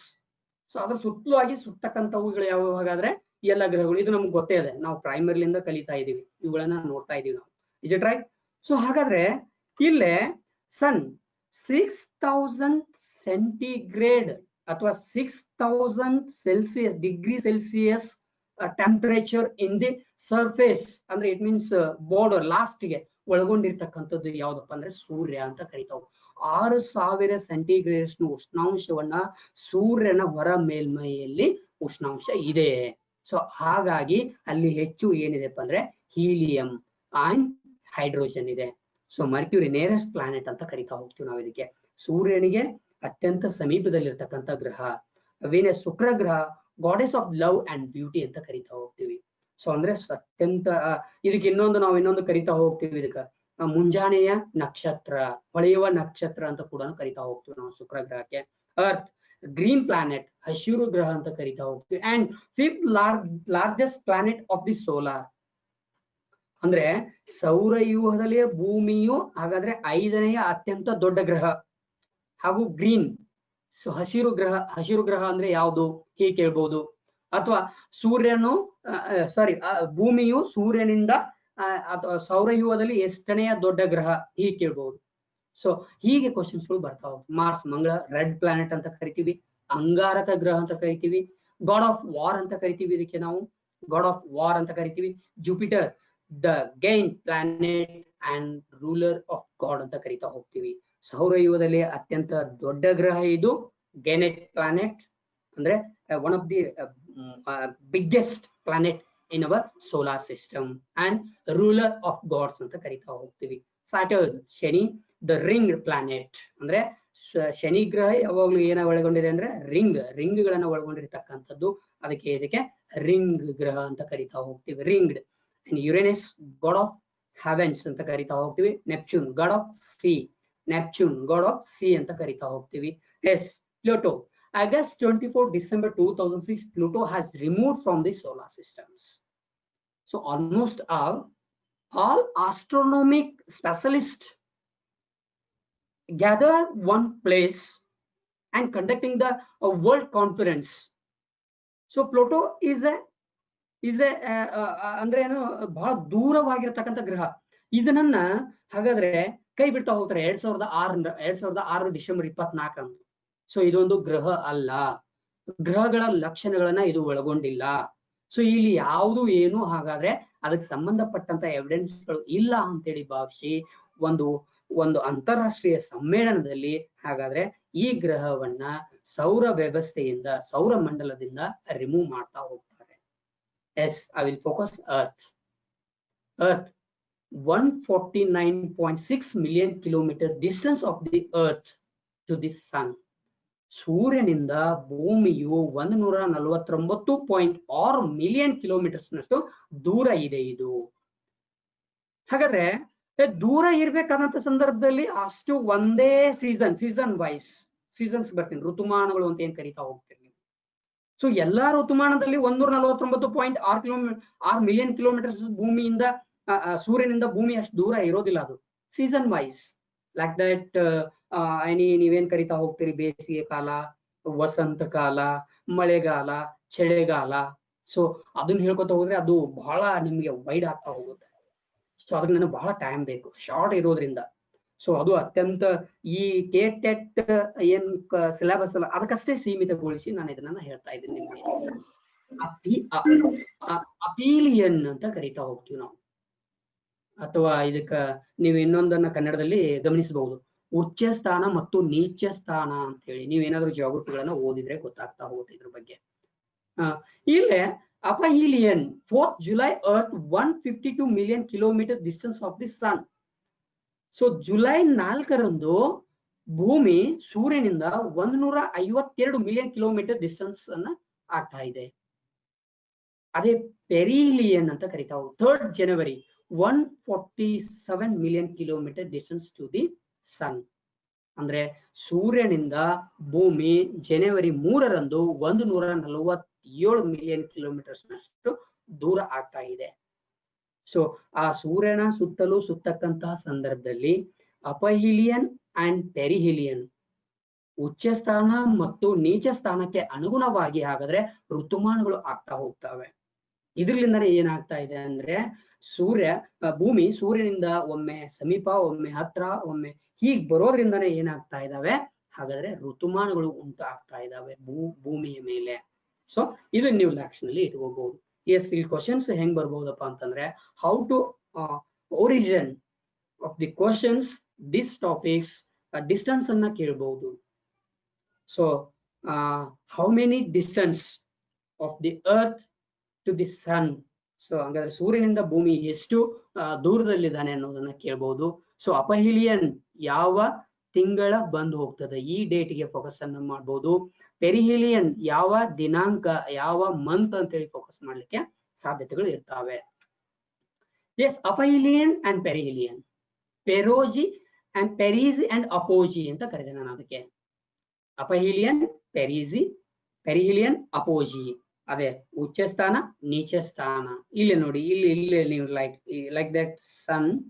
So ಹೀಗೆ ಸುತ್ತಕ್ಕಂಥ ಸಂದರ್ಭದಲ್ಲಿ ಒಮ್ಮೆ ಪೆರಿಹಿಲಿಯನ್ ಆಗ್ತದ, ಒಮ್ಮೆ ಸೊ ಇಲ್ಲೇ ಅಪೋಜಿ ಆಗ್ತದ. ಪೆರಿಯೋಜಿ ಅಂಡ್ ಅಪೋಜಿ. ದ ಅರ್ತ್ ಆರ್ಬಿಟ್, ಅಕ್ಷ ಭ್ರಮಣೆ ಅಂತ ಕರೀತಾ ಹೋಗ್ತೀವಿ ನಾವು ಅದಕ್ಕೆ. ಈ ತೆರನಾಗಿ ಭೂಮಿ ಹಾಗಾದ್ರೆ ಸೂರ್ಯನ ಸುತ್ತಲೂ ಸುತ್ತುವುದರಿಂದ ಋತುಮಾನಗಳು ಉಂಟಾಗ್ತಾ ಹೋಗ್ತವೆ. Yes, the composition and structure of earth, ಭೂಮಿಯ ಸಂಯೋಜನೆ ಮತ್ತು ರಚನೆ. ಸೊ ಅದನ್ನ ಬಿಟ್ಬಿಡೋಣ ನಾವು. History of the earth, origin of the earth, ಭೂಮಿಯ ಉಗಮ. ಅದನ್ನ ಹೇಗೋ ಎಷ್ಟೋ ನಾವು billion years, I think 2000 billion, 5000 billion, 10,000 billion. So ಅದು ಭೂಮಿಯ ಉಗಮ, ಥೆರೀಸ್ ಆಫ್ ಅರ್ತ್ ಒರಿಜಿನ್ ಅದಕ್ಕೆ ಬರೋದಿಲ್ಲ ನಾನು. ಬಹಳ ಅದನ್ನ ಹೇಳ್ಕೊತ ಹೋದ್ರೆ ಬಹಳ ಆಗ್ತಾ ಹೋಗುತ್ತೆ. ಸೊ ಅದು ಹೆಂಗ್ ಉದ್ಭವ ಆಯ್ತು, ಹೇಗಾಯ್ತು, ಭೂಮಿ ಹೆಂಗ್ ಬಂತು, ಅದು ಬೇಡ. ಇಲ್ಲೇ ಕಾಂಪೋಸಿಷನ್ ಅಂಡ್ ಸ್ಟ್ರಕ್ಚರ್ ಹೆಂಗದ ಭೂಮಿದು. ಸ್ಟ್ರಕ್ಚರ್ ಅಂದ್ರೆ ನೀವು ಅಲ್ಲಿಗೆ ಹೋಗ್ಬೇಡಿ, ಗೋಳಾಕಾರವಾಗಿದೆ ಭೂಮಿ, ಅದು ಅಲ್ಲ. ಸ್ಟ್ರಕ್ಚರ್ ಇಟ್ ಮೀನ್ಸ್ ಕಾಂಪೋಸಿಷನ್ ಏನೇನನ್ನ ಒಳಗೊಂಡಿದೆ. ಇಲ್ಲೇ ಪ್ರಶ್ನೆಗಳು ಯಾವುದೇ ಅಂದ್ರೆ it means previous year TET question paper ತಗೊಂಡ್ ನೋಡಿ, ಇದ್ರ ರಿಲೇಟೆಡ್ ಕ್ವಶನ್ಸ್ ಭಾಳ ಇದಾವೆ ನಮ್ಗೆ. ಈ ಒಂದ್ ಸ್ಲೈಡ್ ಅನ್ನ ಬಿಟ್ಟು ಈ ಪಿಕ್ಚರ್ ಮೇಲೆ ಆಲ್ಮೋಸ್ಟ್ ಆಲ್ ಈ ಪಿಕ್ಚರ್ ನ ಸೂಕ್ಷ್ಮವಾಗಿ ಗಮನಿಸ್ಬೇಕು ನೀವೆಲ್ಲರೂ. ಸೊ ಏನೇನದ ಇದರಲ್ಲಿ, ಏನೇನಿಲ್ಲ, ಹೆಂಗಿದೆ ಅಂತೇಳಿ ಇದನ್ನು ಗಮನಿಸ್ಬೇಕು. ಸೊ ಇಲ್ಲೇ ಲೇಯರ್ಸ್ ಆಫ್ ದಿ ಲ್ಯಾಂಡ್ ಅಂತ ಕರಿತಾ ಹೋಗ್ತೀವಿ, ವಲಯಗಳು, ಭೂಮಿಯ ವಲಯಗಳು ಅಂತ ಕರಿತಾ ಹೋಗ್ತೀವಿ ನಾವು. ಸೊ ಇಲ್ಲಿ 3 ವಲಯಗಳು ಬರ್ತಾ ಹೋಗ್ತವೆ, ಸೀಮಾ, ಸಿಯಾ, ನಿಫೆ. ಸೊ ಅದನ್ನ ಅಕಾರ್ಡಿಂಗ್ ಟು ಜಿಯೋಗ್ರಫರ್.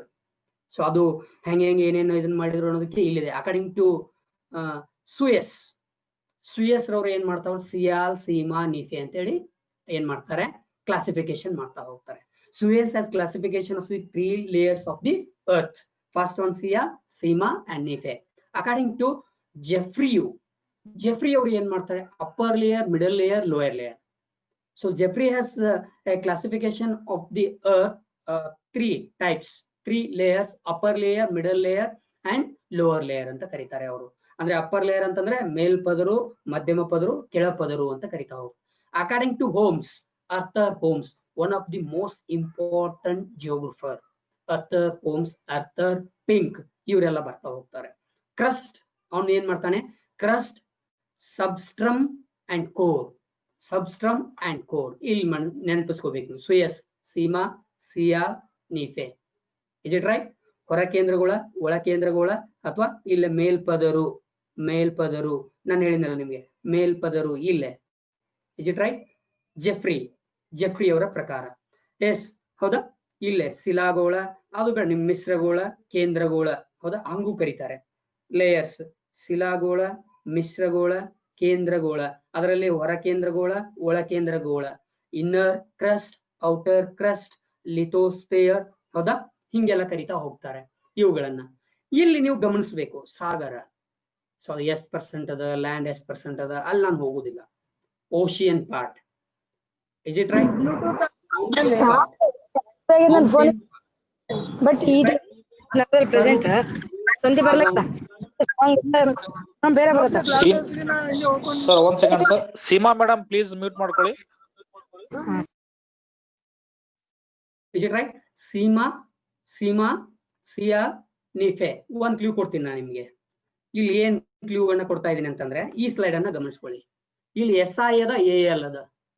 SI ಅಂದ್ರೆ ತಿಳ್ಕೊಂಡ್ಬಿಡ್ಬೇಕು, ಸಿಲ್ಕೇಟ್, ಅತ್ಯಂತ ಹೆಚ್ಚು ಸಿಲ್ಕೇಟ್ ಅನ್ನ ಒಳಗೊಂಡಿರ್ತಕ್ಕಂಥ ಭಾಗ.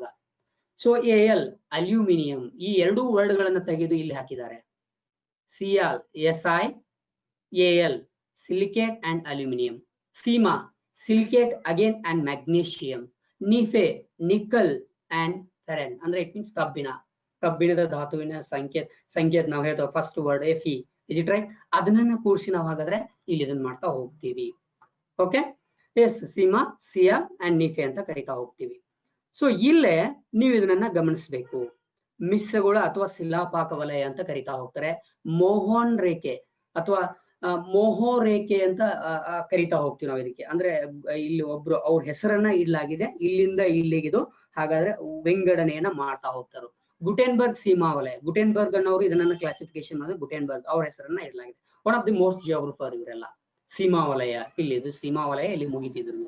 Is it right? ಸಿಯಾಲ್ ಇಲ್ಲಿಂದ ಇಲ್ಲಿವರೆಗೆ, ನಿಕೇಲ್ ಇಲ್ಲಿಂದ ಇಲ್ಲಿವರೆಗೆ ಇದೆಲ್ಲ. ಇಸ್ ಇಟ್ ರೈಟ್? ಸೊ ನಿಕೆಲ್ ಯಾವ್ದನ್ನ ಒಳಗೊಂಡಿದೆ ಅನ್ನೋದ್ರೆ ನೆಕ್ಸ್ಟ್ ಪ್ರೀವಿಯಸ್ ಕ್ವಶನ್ ಅಲ್ಲಿ ಬಂದ್ ಹೋಗಿದೆ ನಿಮಗೆ ಇದು already. Is it clear? Okay, mountains, ocean. Yes, I will come next. Okay, Jeffrey over crust. Yes, 8 most important elements in the earth. Earth ನೊಳಗೆ ಏನೇನ್ ಇದಾವೆ ಅನ್ನೋದಕ್ಕೆ ಅಂದ್ರೆ ಇಲ್ಲಿ ಕಾಂಪೋಸಿಷನ್ಸ್, ಇಟ್ ಮೀನ್ಸ್ ಸಂಯೋಜನೆ, ಭೂಮಿಯ ಸಂಯೋಜನೆ ಅಂತ ಏನ್ ಕರಿತಾ ಹೋಗ್ತೀವಿ ನಾವು. ಹೌದು, oxygen 47%, silicon 28%, aluminium 8.1%, iron 5.1%, calcium 3.6%, sodium 2.8%, potassium 2.6%, magnesium 2.1%, others ಹೌದಾ 0.8%. ಸೊ ಭೂಮಿ ಹಾಗಾದ್ರೆ ಏನಾಗಿದೆ, ಇವುಗಳಿಂದ ಕೂಡಿದೆ. ಎಸ್, ಇಲ್ಲಿ ಬಂದ್ಬಿಡಿ. ಈ ಸೀಮಾ ವಲಯ ಯಾವಾಗ್ಲೂ 60 ಕಿಲೋಮೀಟರ್ಗೆ ಮುಗೀತು. ಅಂದ್ರೆ ಇನ್ನರ್ ಆಫ್ ದಿ ಅರ್ತ್, ಅಂದ್ರೆ ಭೂಮಿ ಮೇಲ್ಮೈಲಿಂದ ನಾವು 60 ಕಿಲೋಮೀಟರ್ ಆಳಕ್ಕೆ ಹೋದ್ರೆ ಸೀಮಾ ವಲಯ. ಅಂದ್ರೆ ನಾವು ಹೇಳಿದ್ರೆ ಸಿಲಿಕಾನ್ ಅಂಡ್ ಮ್ಯಾಗ್ನೀಷಿಯಂ, ಸೀಮಾ ವಲಯ. ಸಾರಿ, ಸಿಲಿಕೇಟ್ ಅಂಡ್ ಮ್ಯಾಗ್ನೀಷಿಯಂ, ಸೀಮಾ. ಸಿಯಾ ಇಲ್ಲಿಂದ 2900 ಕಿಲೋಮೀಟರ್ ಒಳಗೆ, 2900 ಒಳಗೆ.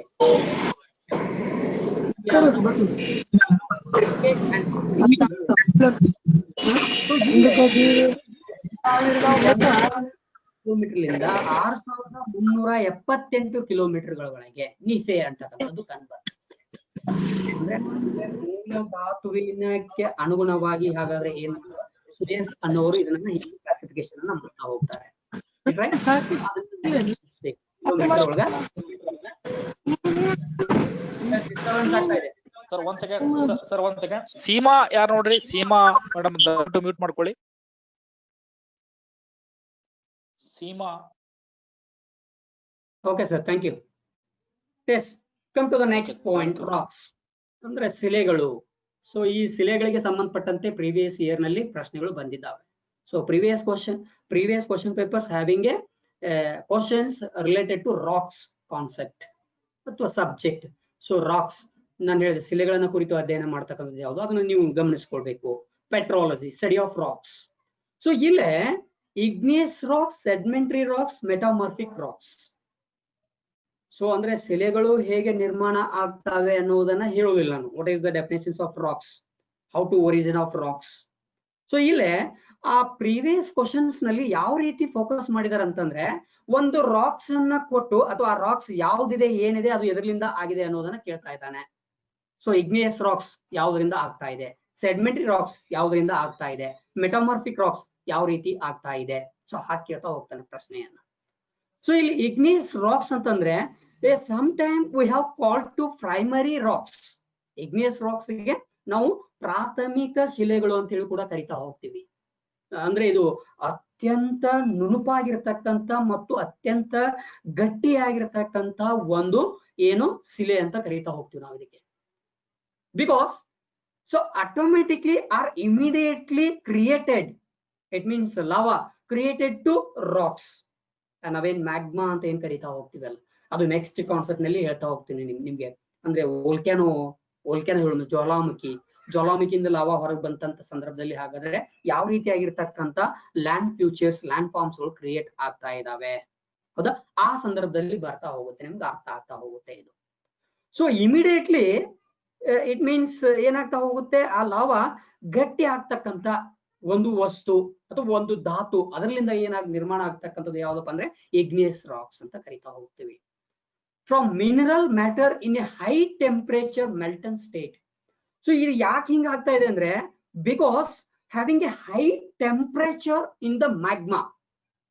ಸೊ ಆಟೋಮೆಟಿಕ್ಲಿ ಇಲ್ಲಿ ಏನಾಗ್ತಾ ಇದೆ, ಹಾಗಾದ್ರೆ ಅದು ಮೆಲ್ಟ್ ಆಗ್ತಕ್ಕಂಥ ಸಂದರ್ಭದಲ್ಲಿ ಸೊ ಅದು ಹಾಗಾದ್ರೆ ಕ್ರಿಯೇಟ್ ಆಗುವುದು ಯಾವ್ದಪ್ಪ ಅಂದ್ರೆ ಇಗ್ನಿಯಸ್ ರಾಕ್ಸ್ ಅಂತ ಕರಿತಾ ಹೋಗ್ತೀವಿ. ಇದಕ್ಕೆ ಕನ್ನಡದಲ್ಲಿ ಅಗ್ನಿಶಿಲೆಗಳು ಅಂತ ಕರಿತಾ ಹೋಗ್ತೀವಿ ನಾವು.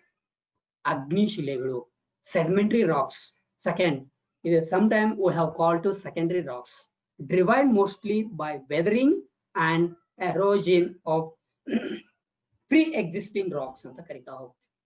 So sedimentary rocks is nothing but automatically derived mostly to weathering or erosion. ಅಂದ್ರೆ ನಾವೇನಂತ ಕರಿತೀವಿ, ವೆದರಿಂಗ್ ನಗ್ನೀಕರಣ, ಎರೋಸಿನ್ ಸವಕಳಿ. ಸೊ ಅದರ್ಲಿಂದ ಆಗ್ತಕ್ಕಂಥದ್ದು ಹಾಗಾದ್ರೆ ಯಾವ್ದಂದ್ರೆ ಸೆಡಿಮೆಂಟರಿ ರಾಕ್ಸ್ ಅಂತ ಕರಿತಾ ಹೋಗ್ತೀವಿ ನಾವು ಇದಕ್ಕೆ. Sedimentary rocks, it right? ಅಗ್ನಿಶಿಲೆಗಳು ಅಂತ ಕರಿತಾ ಹೋಗ್ತೀವಿ.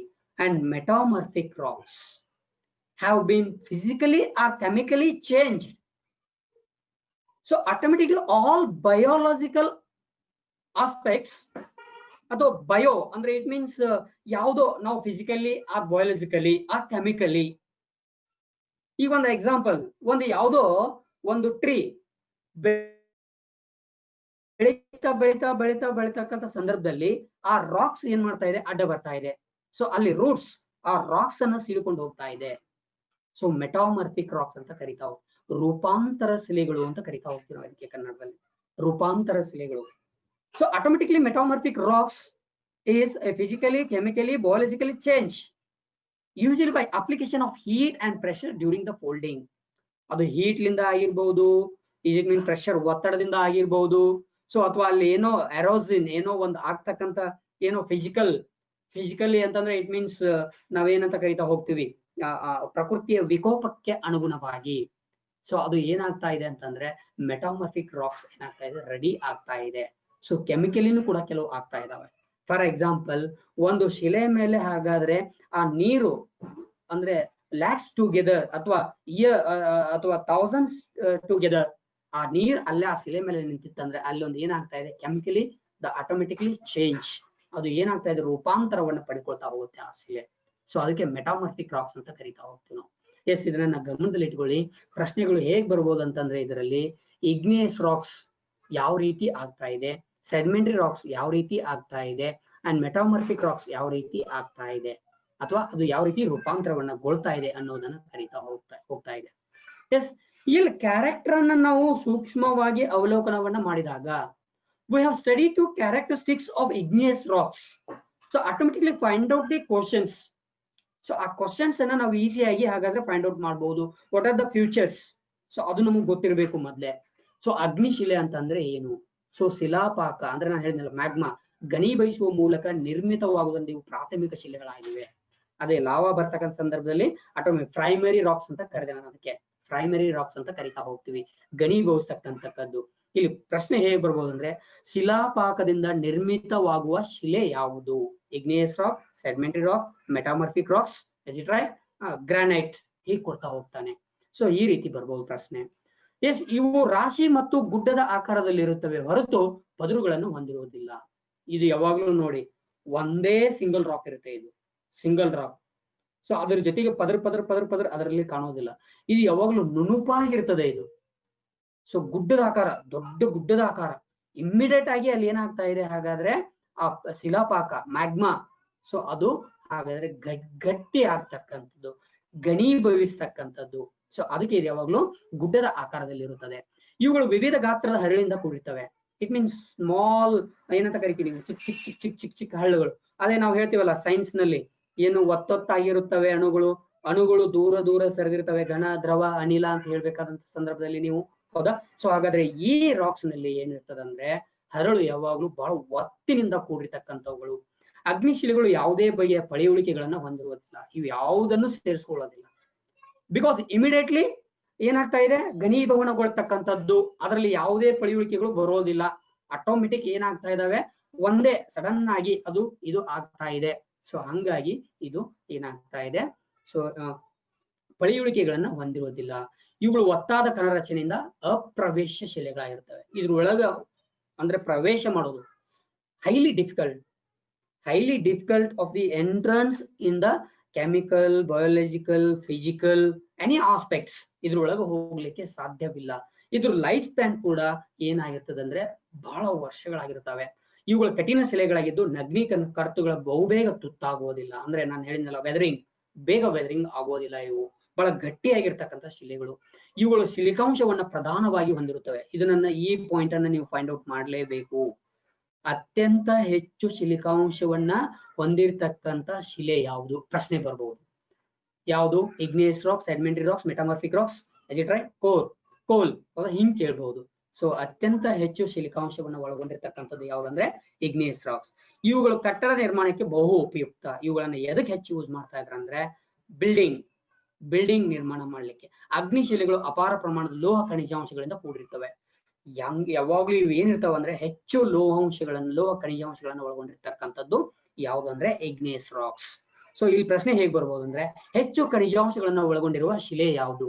ಸೊ ಈ ಎಲ್ಲಾ ಪ್ರಮುಖ ಅಂಶಗಳನ್ನ ನೀವು ಒಮ್ಮೆ ಹಾಗಾದ್ರೆ ಏನ್ ಮಾಡ್ಬೇಕು, ಫೈಂಡ್ ಔಟ್ ಮಾಡ್ಕೋಬೇಕು. ಅಂದ್ರೆ ನಮ್ಗೆ ಈಸಿಯಾಗಿ ಫೈಂಡ್ ಔಟ್ ಮಾಡಕ್ಕೆ ಆಗುತ್ತೆ. ಸೆಡಿಮೆಂಟರಿ ರಾಕ್ಸ್, ಇಲ್ಲೇ ಭೂಮಿಯ ಮೇಲ್ಪದರು ವ್ಯಾಪಕವಾಗಿ ಪದರು ಶಿಲೆಗಳಿಂದ ಕೂಡಿದೆ. ಸೊ ಭೂಮಿ ಮೇಲ್ಪದರ ಅಂತ ಏನ್ ಕರಿತೀವಲ್ಲ ನಾವು, 60 ಕಿಲೋಮೀಟರ್ಸ್ ಯಾವಾಗಲೂ ಪದರ್ ಆಗಿರ್ತಕ್ಕಂಥದ್ದು.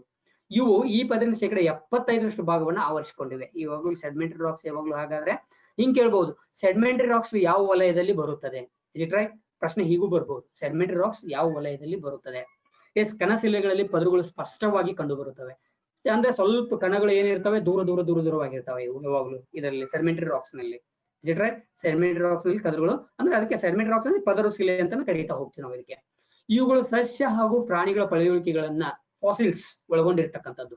ಇದರಲ್ಲಿ ಯಾಕಂದ್ರೆ ಇದು ಒಂದ್ ಪದರ ಮೊದಲೇ ಇದ್ದು ಆಮೇಲೆ ಮತ್ತೊಂದು ಪದರ ಮತ್ತೆ ಶಿಲಾಪಾಕ ಬಂದ್ ಬೀಳೋದ್ರಿಂದ ಪದರಾಗಿ ಇವು ನಿರ್ಮಾಣ ಆಗ್ತಾ ಇರೋದ್ರಿಂದ ಪಳೆಯುಳಿಕೆಗಳನ್ನು ಒಳಗೊಂಡು ಬರ್ತವೆ.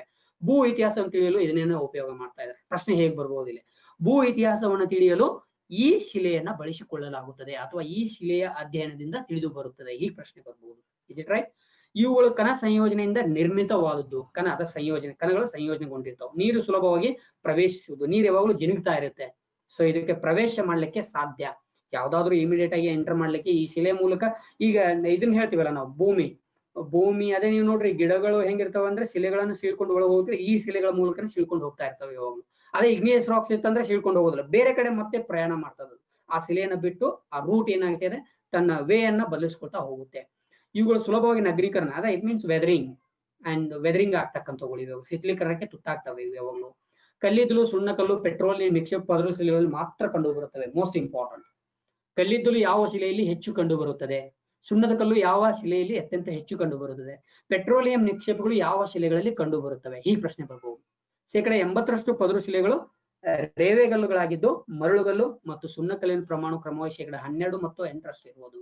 ಇದು ಯಾವಾಗಲೂ ಹೆಂಗದಪ್ಪ ಅಂತ 80% ಪದರು ಶಿಲೆಗಳು ರೇವೆಕಲ್ಲು, ಮರಳುಗಲ್ಲು ಮತ್ತು ಸುಣ್ಣಕಲ್ಲಿನ ಪ್ರಮಾಣವು ಕ್ರಮವಾಗಿ 12 ಹಾಗೂ 8% ಅದಾವ. ಇವೆಲ್ಲ ಭೂಮಿ ಮೇಲೆ ಪದರು ಶಿಲೆಗಳ ಹರಳಿನ ರಚನೆ ಕಂಡು ಬರುವುದಿಲ್ಲ, ಹರಳು ಇರುವುದಿಲ್ಲ ಇದರಲ್ಲಿ.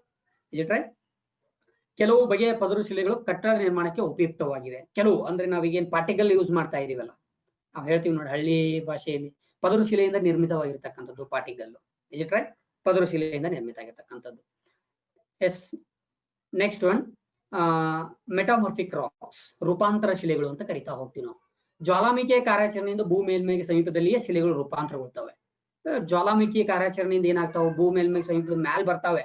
ಅಂದ್ರೆ ಲಾವ ಬರೋ ಮುಂದ ಅದು ಹೇಳ್ತೀನಿ, ಲಾವ ಹೆಂಗ್ ಬರ್ತಾ ಇರುತ್ತೆ, ಅದ್ರದ್ದು ಹೆಂಗಿರ್ತದ, ಏನ್ ಕಾಂಪೋಸಿಷನ್ ಅನ್ನ ಒಳಗೊಂಡಿರ್ತದ, ಹೆಂಗ ಸಂಯೋಜನೆಗೊಂಡಿರ್ತದ ಅನ್ನೋದನ್ನ ನಾನು ಮುಂದೆ ಹೇಳ್ತಾ ಹೋಗ್ತೀನಿ. ಈ ಯಾವಾಗಲೂ ಈ ಮೆಟಾಮಾರ್ಫಿಕ್ ರಾಕ್ಸ್ ಜ್ವಾಲಾಮುಖಿ ಕಾರ್ಯಾಚರಣೆ ಭೂ ಮೇಲ್ಮೈ ಸಮೀಪದಲ್ಲೇ ಶಿಲೆಗಳು ರೂಪಾಂತರಗೊಳ್ತಾ ಹೋಗ್ತವೆ. ಅಂದ್ರೆ ಬದಲಿ ಟ್ರಾನ್ಸ್ಫರ್ ರೂಪಾಂತರ ಕ್ರಿಯೆಯಿಂದ ಬೆಲೆ ಬಾಳುವ ವಜ್ರ, ರೂಬಿ, ಸೊ ಮಾಣಿಕ್ಯ ಮುಂತಾವ್ ನಿರ್ಮಿತ ಆಗ್ತವೆ. ಸೊ ಐ ಥಿಂಕ್ ಕೋಲ್, ಫಾರ್ ಎಕ್ಸಾಂಪಲ್ ಕೋಲ್, ಸೊ ಕಲ್ಲಿದ್ದಲು ಏನ್ ಕರಿತಾ ಇದ್ರಲ್ಲಿ, ಸೊ ಅದು ರೂಪಾಂತರಗೊಳ್ತಾ ಹೋಗುತ್ತೆ. ಭಾರತದಲ್ಲಿ ರೂಪಾಂತರ ಶಿಲೆಗಳು ರಾಜಸ್ಥಾನ್, ಬಿಹಾರ್, ಮಧ್ಯಪ್ರದೇಶ, ತಮಿಳುನಾಡು ಹಾಗೂ ದೆಹಲಿಯಲ್ಲಿ ಹೆಚ್ಚಾಗಿ ಕಂಡು ಬರ್ತವೆ. ಇವು ರೂಪಾಂತರ ಶಿಲೆಗಳು ಹೆಚ್ಚು ಕಂಡು ಬರ್ತಕ್ಕಂಥ ಪ್ರದೇಶಗಳು ಇವು. ನಮ್ಮ ಭಾರತದಲ್ಲಿ ಹೆಚ್ಚು ರೂಪಾಂತರ ಶಿಲೆ ಕಂಡು ಬರ್ತಕ್ಕಂಥ ಇವು ರಾಜ್ಯಗಳು. ಇಂಗಾಲದ ಬಹುರೂಪಗಳಲ್ಲಿ ಒಂದಾದ ಗ್ರಾಫೈಟ್ ಅನ್ನು ಪೆನ್ಸಿಲ್ಗಳ ತಯಾರಿಕೆಯಲ್ಲಿ ಬಳಸುವರು. ಗ್ರಾಫೈಟ್ ಏನ್ ರೂಪಾಂತರ ಆಗ್ತದೆ, ಪೆನ್ಸಿಲ್ ಆಗಿ ರೂಪಾಂತರ, ಅದನ್ನ ರೂಪಾಂತರಗೊಳಿಸಿ ಏನು ಪೆನ್ಸಿಲ್ಗಳಲ್ಲಿ ಬಳಸ್ತಾ ಇದ್ದಾರೆ. ಅಮೃತ ಶಿಲೆ ಮತ್ತು ಮರಳು ಶಿಲೆಗಳನ್ನು ಕಟ್ಟಡ ನಿರ್ಮಾಣಕ್ಕೆ ಬಳಸುವರು. ತಾಜ್ ಮಹಲ್ ಅಮೃತ ಶಿಲೆ ನಾವ್ ಹೇಳ್ತೀವಲ್ಲ, ಈಗ ಅಮೃತ ಶಿಲೆಗಳಿಂದ ನಿರ್ಮಾಣ ಆಗಿರ್ತಕ್ಕಂಥ ತಾಜ್ ಮಹಲ್, ಅದೇ ನಾವು ಏನಂತ ಕರಿತೀವಿ, ಐ ಥಿಂಕ್ ನಮ್ ಬಿಜಾಪುರದ ಅವೆಲ್ಲ ರೂಪಾಂತರ ಶಿಲೆಗಳು. ಅಮೃತ ಶಿಲೆ ಬ್ಲಾಕ್, ಹೌದಾ, ವೈಟ್ ಮಾರ್ಬಲ್, ರೆಡ್ ಮಾರ್ಬಲ್ ಅಂತ ಕರಿತೀವಿ. ಸೊ ಅವು ಟೈಲ್ಸ್ ಗಳನ್ನಾಗಿ ಯೂಸ್ ಮಾಡ್ಕೊಳ್ತಕ್ಕಂಥವು ಎಲ್ಲ ಒಂದು ಬೆಸ್ಟ್ ಎಕ್ಸಾಂಪಲ್. ಈ ಕೆಂಪು ಕೋಟೆನ ಇದೌದ ತಾಜ್ ಮಹಲ್ ಬೇರೆ ಕಲರ್ ಇದೆ. ಸೊ ಈ ಕೆಂಪು ಕೋಟೆ ರೆಡ್, ಸೊ ರೂಪಾಂತರಗೊಂಡಿರ್ತಕ್ಕಂಥ ಶಿಲೆ ಅದು, ಅದನ್ನ ತಗೊಂಡು ಬಳಸ್ಕೊಂಡಿರ್ತಕ್ಕಂಥದ್ದು. ಸೊ ಅದು ಶಿಲೆಗಳಿಗೆ ಸಂಬಂಧಪಟ್ಟಂತ ವಿಷಯ. Yes, I will explain to next concept globe ಮೇಲೆ ಕ್ವಶನ್ಸ್ ಗಳು ಬರ್ತಾ ಹೋಗ್ತವೆ ನಿಮ್ಗೆ. ಗ್ಲೋಬ್ ಅಂದ್ರೆ ನಾವು ಬರೀ ಅದನ್ನ ತಿರುಗಿಸಿ ನೋಡಿ ನಮ್ಮ ಟೇಬಲ್ ಮೇಲೆ ಇರ್ತದ, ಬಟ್ ನಾವು ಅದ ಕಡೆ ಲಕ್ಷ ಕೊಟ್ಟು ಕೇಳಿರೋದಿಲ್ಲ, ನೋಡಿರೋದಿಲ್ಲ. ಸೊ ಗ್ಲೋಬ್ ಅಂದ್ರೆ ಅದಷ್ಟೇ ನಿಮಗೆ 5 minutes ನೊಳಗೆ 1 hourನಾಗ ಒಂದು ಬೋಧನೆ ಮಾಡ್ತಕ್ಕಂಥ ವಿಷಯ ಕೂಡ ಅಲ್ಲ ಅದು ಗ್ಲೋಬ್ ಅಂತಕ್ಕಂಥದ್ದು. ಸೊ ನಾವ್ ಏನ್ ತಿಳ್ಕೊಂಡ್ಬಿಟ್ಟಿವಿ, ಗ್ಲೋಬ್ ಅಂದ್ರೆ ಅದ್ರಾಗೆಲ್ಲ ಪ್ರಪಂಚದ ನಕಾಶೆ ಇರ್ತದ, ಅದ್ರಾಗೆಲ್ಲ ಹೆಂಗಿರ್ತದ ನಾವು ಮಕ್ಕಳಿಗೆ ತೋರಿಸ್ಬೋದು, ನಾವು ಅದನ್ನ ನೋಡ್ಬೋದು, ಫೈಂಡ್ ಔಟ್ ಮಾಡ್ಬೋದು, ಕಂಟ್ರಿಗಳನ್ನ, ಕಾಂಟಿನೆಂಟ್ ಗಳನ್ನ, ಪ್ಲೇಸ್ ಗಳನ್ನ ಅಂತ ಅಷ್ಟೇ ತಿಳ್ಕೊಂಡಿದೀವಿ ಅಲ್ಲ. ಸೊ ಅದು ಹಂಗಲ್ಲ. ಸೊ ಅದು ಬಹಳ ವೈಡ್ ಆಗಿರ್ತಕ್ಕಂಥ ಸಬ್ಜೆಕ್ಟ್ ಕೂಡ ಹೌದು ಗ್ಲೋಬ್ ಅಂತಕ್ಕಂಥದ್ದು. ಇದು ಒಂದೇ ಎಕ್ಸ್ಪ್ಲೇನ್ ಮಾಡ್ಲಿಕ್ಕೆ ಐ ಥಿಂಕ್ 1 hour ಬೇಕು ನನಗೆ. ಸೊ ಹೈಲೈಟ್ ಮಾಡ್ತಾ ಹೋಗ್ತೀನಿ, ಅಷ್ಟೇ ಲಕ್ಷ ಕೊಟ್ಟು ಕೇಳಿ ಇಲ್ಲಿ. Yes, listen carefully. ಇಲ್ಲಿ ಪಾಯಿಂಟ್ ಲೊಕೇಟೆಡ್ ಅಟ್ ಸರ್ ನಾನು ಬಂದಿದ್ದೀನಿ, ಲೈನ್ ಬಂದೆ. ಹಾ ಸರ್. ಹಾ ಸರ್, ಈಗ ನೀವು ಇನ್ನೊಂದು 5 ನಿಮಿಷ ತಗೋತೀರಲ್ಲ ಸರ್? ನನಗೆ ಇನ್ನೊಂದು 1/2 hour ಬೇಕು. ಇಲ್ಲ, 7 ಆಯ್ತು, ಸರ್ ಬಂದಿದ್ದಾರೆ, ಅವ್ರು ಜಾಯ್ನ್ ಆಗಿದ್ದಾರೆ. ಮತ್ತೆ ನಾಳೆ ಕಂಟಿನ್ಯೂ ಮಾಡೋಣ ಸರ್. ಮತ್ತೆ ಆಯ್ತು ಸರ್, ಹಂಗ್ರೆ 10 minutes ಗ್ಲೋಬ್ ಬಂದು ಇನ್ನೊಂದು ನೆಕ್ಸ್ಟ್ ಕಾನ್ಸೆಪ್ಟ್ ಕ್ಲಿಯರ್ ಮಾಡಿ ಕೊಟ್ಬಿಡ್ತೀನಿ. ಓಕೆ ಸರ್, ಮಾಡಿ. ದಾವಲ್ ಸಾಬ್ ಸರ್ ಇದಾರ ಸರ್, ಲೈನ್ ಅಲ್ಲಿ ಇದಾರ ಅವರು, ಅವ್ರನ್ನ ಪ್ರೆಸೆಂಟರ್ ಮಾಡಿಬಿಡಿ ಸರ್. ಸರಿ ಸರ್, ಸರಿ ಸರ್. ಸರ್ ಪ್ರೆಸೆಂಟರ್ ಮಾಡಿ, ನೀವು ಮ್ಯೂಟ್ ಮಾಡ್ಕೊಂಡು ನಂಗೆ ಕಾಲ್ ಮಾಡ್ರಿ ಸರ್, ಮಾತಾಡೋದು. ಸರಿ ಸರ್, ಸರಿ ಸರ್, ಸರಿ sir. Okay sir, okay sir, done sir, ಮಾಡಿ. Yes, point located at 40° north and 30° west. ನೀವು ಯಾವಾಗಲೂ ಗಮನಿಸಬೇಕು ಸ್ಪರ್ಧಾರ್ಥಿಗಳೇ, ಯಾವುದೇ ನಕಾಶೆ, ಯಾವುದೇ ಮ್ಯಾಪ್ ಅಥವಾ ಯಾವುದೇ ಮ್ಯಾಪ್, ನಾವು ಯಾವುದೇ ಒಂದು ಮ್ಯಾಪ್ ಅನ್ನ ನಾವು ಅದ್ರ ಅಪೋಸಿಟ್ ನಿಂತ್ಕೊಂಡಿದ್ರೆ ರೈಟ್ ಸೈಡ್ ಯಾವಾಗ್ಲೂ ಈಸ್ಟ್ ಆಗಿರ್ತದ. ಸೊ ಲೆಫ್ಟ್ ಸೈಡ್ ಯಾವಾಗ್ಲೂ ಹಾಗಾದ್ರೆ ವೆಸ್ಟ್ ಆಗಿರ್ತದ. ಮೇಲ್ಗಡೆದು ಯಾವಾಗ್ಲೂ ನಾರ್ತ್ ಆಗಿರ್ತದ, ಕೆಳಗಡೆದು ಯಾವಾಗ್ಲೂ ಸೌತ್ ಆಗಿರ್ತದ. ಇದು ಫೈಂಡ್ ಔಟ್ ಮಾಡ್ಲಿಕ್ಕೆ ನಿಮ್ಗೆ ಈಸಿ ಆಗಿರ್ತಕ್ಕಂಥದ್ದು. ಇಲ್ಲಿ ಏನ್ ಗೆರಿಗಳು ಬಂದು ಹೋಗಿದಾವಲ್ಲ, ಇವುಗಳನ್ನ ನೀವು ಗಮನಿಸ್ಬೇಕು. ಟೋಟಲ್ ಈ ಗೆರಿಗಳನ್ನ ಒಟ್ಟ 360 ಡಿಗ್ರಿ ಅಂತ ಕರಿತಾ ಹೋಗ್ತೀವಿ. 360 degree. It means 90, 90, 180. So 90, 90 degree. So north 90 degree, north pole ಅಂದ್ರೆ ದಕ್ಷಿಣ, ಸಾರಿ ಉತ್ತರ ಧ್ರುವ, ಸೌತ್ ಪೋಲ್, ಹೌದಾ? ಸೌತ್ ಪೋಲ್ ದಕ್ಷಿಣ ಧ್ರುವ, ಹೌದಾ? ಈಸ್ಟ್ ಅಂಡ್ ವೆಸ್ಟ್ ಪೋಲ್ ಅಂತ ಕರಿತಾ ಹೋಗ್ತೀವಿ, ಹೌದಾ? ಮೆರಿಡಿಯನ್ಸ್, ಹೌದಾ? ಪ್ಯಾರಲಲ್ಸ್, ಇವು ಪ್ಯಾರಲಲ್ಸ್ ಅಂತ ಕರಿತೀವಿ. ಇದು ಮೆರಿಡಿಯನ್ಸ್ ಅಂತ ಕರಿತಾ ಹೋಗ್ತೀವಿ ನಾವು ಇದಕ್ಕೆ. ಇದು ಎಕ್ವೆಟರ್, ಸಮಭಾಜಕ ವೃತ್ತ. ಸಮಭಾಜಕ ವೃತ್ತವು ಯಾವಾಗಲೂ 0 ಡಿಗ್ರಿ ಸೆಲ್ಸಿಯಸ್, ಸಾರಿ 0 ಡಿಗ್ರಿಯಿಂದ ಸ್ಟಾರ್ಟ್ ಆಗ್ತಾ ಹೋಗುತ್ತೆ. ಇದು 0 degree, 0 ಡಿಗ್ರಿಯಿಂದ 10, 20, 30, 40, 50, 60, 70, 80, 90. Is it right? So ಇಲ್ಲಿ ಕೂಡ ಹಾಗೆ 90, ಇಲ್ಲಿ ಕೂಡ ಹಾಗೆ. ಇಲ್ಲೇ ಇದ್ರಾಗೆ 2 ಪ್ರಮುಖ ಅಂಶಗಳನ್ನು ನೀವು ಗಮನಿಸಲೇಬೇಕು. ಈ ಭಾಗ ಏನದಲ್ಲ, ಇದು ಹೀಗೇನೆ ಅಡ್ಡಗೆರೆಗಳು ಹೋಗಿದಾವಲ್ಲ, ಅಕ್ಷಾಂಶಗಳು ಅಂತ ಕರಿತಾ ಹೋಗ್ತೀವಿ. ಈ ಗೆರೆ ಏನಿದೆಯಲ್ಲ, ರೇಖಾಂಶಗಳು ಅಂತ ಕರಿತಾ ಹೋಗ್ತೀವಿ. So I did not explain what is the latitude and longitude. Latitude and latitude, ಅಕ್ಷಾಂಶ ಅಂದ್ರೇನು, ರೇಖಾಂಶ ಅಂದ್ರೇನು, ಅದನ್ನ ಎಕ್ಸ್ಪ್ಲೇನ್ ಮಾಡೋದಿಲ್ಲ ನಾನು. So I think maybe it is a imaginary line of the north to and south. So ಇದು, is it right? So ರೇಖಾಂಶ ಅಂತ. Longitude, latitude, imaginary line of east and west. So ಪೂರ್ವದಿಂದ ಪಶ್ಚಿಮಕ್ಕೆ ಕಾಲ್ಪನಿಕವಾಗಿ ಎಳೆದಂತ ರೇಖೆಗಳಿಗೆ ನಾವು ಅಕ್ಷಾಂಶ ಎಂದು ಕರೆಯುತ್ತೇವೆ. Is it right? ಸೊ ಇದು ನಾರ್ತ್ ಪೋಲ್, ಸೊ ಇದು centre. Is it right? So ಸಮಭಾಜಕ ವೃತ್ತ, ಇದು ಸಮಭಾಜಕ ವೃತ್ತ, ಹೌದಾ? Is it right? ಸೊ ಇಲ್ಲಿ ನೀವು ಪ್ರೈಮ್ ಮೆರಿಡಿಯನ್ ಅಂತ ಕರಿತಾ ಹೋಗ್ತೀವಿ ನಾವು ಇದಕ್ಕೆ. Prime equator and prime meridian ಅಂತ ಕರಿತಾ ಹೋಗ್ತೀವಿ ನಾವು ಇದಕ್ಕೆ, ಹೌದಾ? ಇಲ್ಲೇ ಲೈನ್ ಆಫ್ ಲ್ಯಾಟಿಟ್ಯೂಡ್, ಇದು ಲ್ಯಾಟಿಟ್ಯೂಡ್, ಹೌದಾ? ಲೈನ್ ಆಫ್ ಲಾಂಜಿಟ್ಯೂಡ್, ರೇಖಾಂಶಗಳು. ಸೊ ಅಕ್ಷಾಂಶಗಳು, ಎಕ್ವೇಟರ್. Is it right? ಇದು ಪ್ರೈಮ್ ಮೆರಿಡಿಯನ್. ಅಂದ್ರೆ ಪ್ರೈಮ್ ಮೆರಿಡಿಯನ್ ಅಂತಂದ್ರೆ ಅಂತಾರಾಷ್ಟ್ರೀಯ ದಿನಾಂಕದ ರೇಖೆ, ಅಂತಾರಾಷ್ಟ್ರೀಯ ದಿನಾಂಕದ ರೇಖೆ, ಹೌದಾ? ಈ ಕೂಡ ಕರಿತಾ ಹೋಗ್ತೀವಿ ನಾವು ಇದಕ್ಕೆ, ಅಂತಾರಾಷ್ಟ್ರೀಯ ದಿನಾಂಕದ ರೇಖೆ ಅಂತೇಳಿ ಕರಿತಾ ಹೋಗ್ತೀವಿ ನಾವು ಇದಕ್ಕೆ. ಎಸ್, ಇಲ್ಲೇ ನೀವು ಗಮನಿಸಬೇಕು, ಇದು ರಿಲೇಟೆಡ್ ಪ್ರೀವಿಯಸ್ ಕ್ವಶನ್ ಪೇಪರ್ ನಲ್ಲಿ ಒಂದು ಪ್ರಶ್ನೆ ಬಂದಿದೆ. ಭಾರತ ನಕಾಶೆಯನ್ನು ಕೊಟ್ಟು ಹೀಗೆ ಲೈನ್ ಹಾಕಿ ಯಾವ ಅಕ್ಷಾಂಶದಲ್ಲಿ ಭಾರತವು ಬರುತ್ತದೆ ಅಂತ ಕೇಳಿದಾನೆ. ಸೊ ಇದನ್ನ ನೀವು ಒಮ್ಮೆ ಸೂಕ್ಷ್ಮವಾಗಿ ಗಮನಿಸಿ. ಐ ಥಿಂಕ್ ಇದಕ್ಕೊಂದು 2 ಸೆಕೆಂಡ್ಸ್ ತಗೋತೀನಿ ನಾನು. ಒಂದ್ ಸ್ವಲ್ಪ ವೇಟ್ ಮಾಡಿ, ಬೇರೆ ಸ್ಕ್ರೀನ್ ಅನ್ನ ಶೇರ್ ಮಾಡ್ತೀನಿ ತಮ್ಗೆ.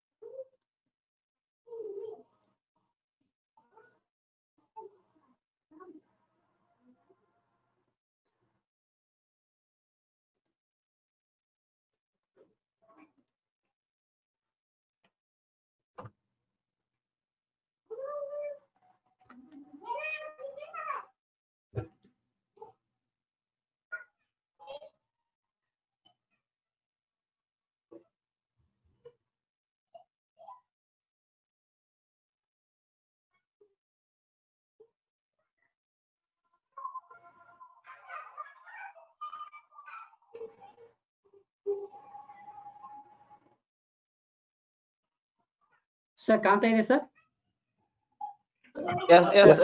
ಕಾಣ್ತದೆ sir. Yes sir.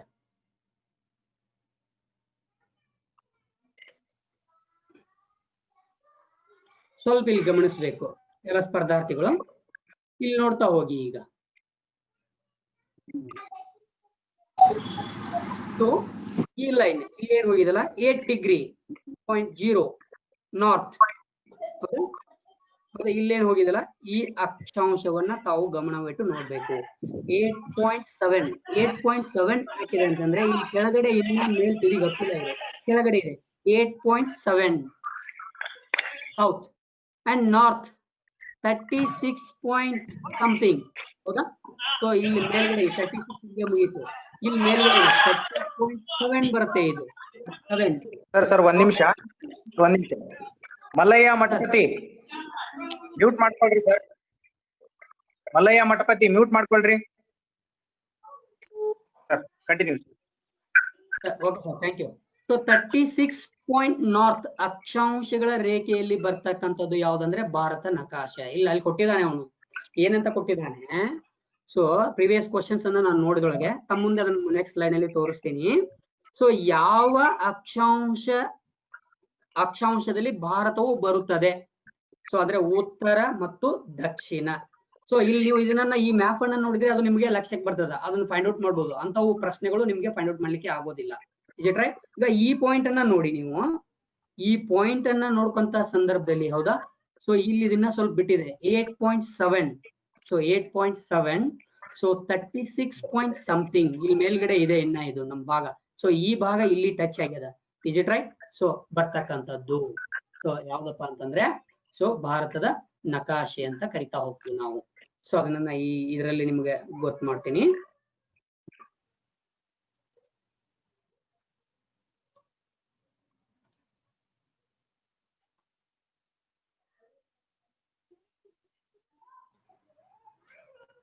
Okay, so ಇಲ್ಲಿ ಬರ್ತಕ್ಕಂಥದ್ದು ಭಾರತ ಯಾವ ಅಕ್ಷಾಂಶಗಳ ಮಧ್ಯೆ ಬರುತ್ತದೆ.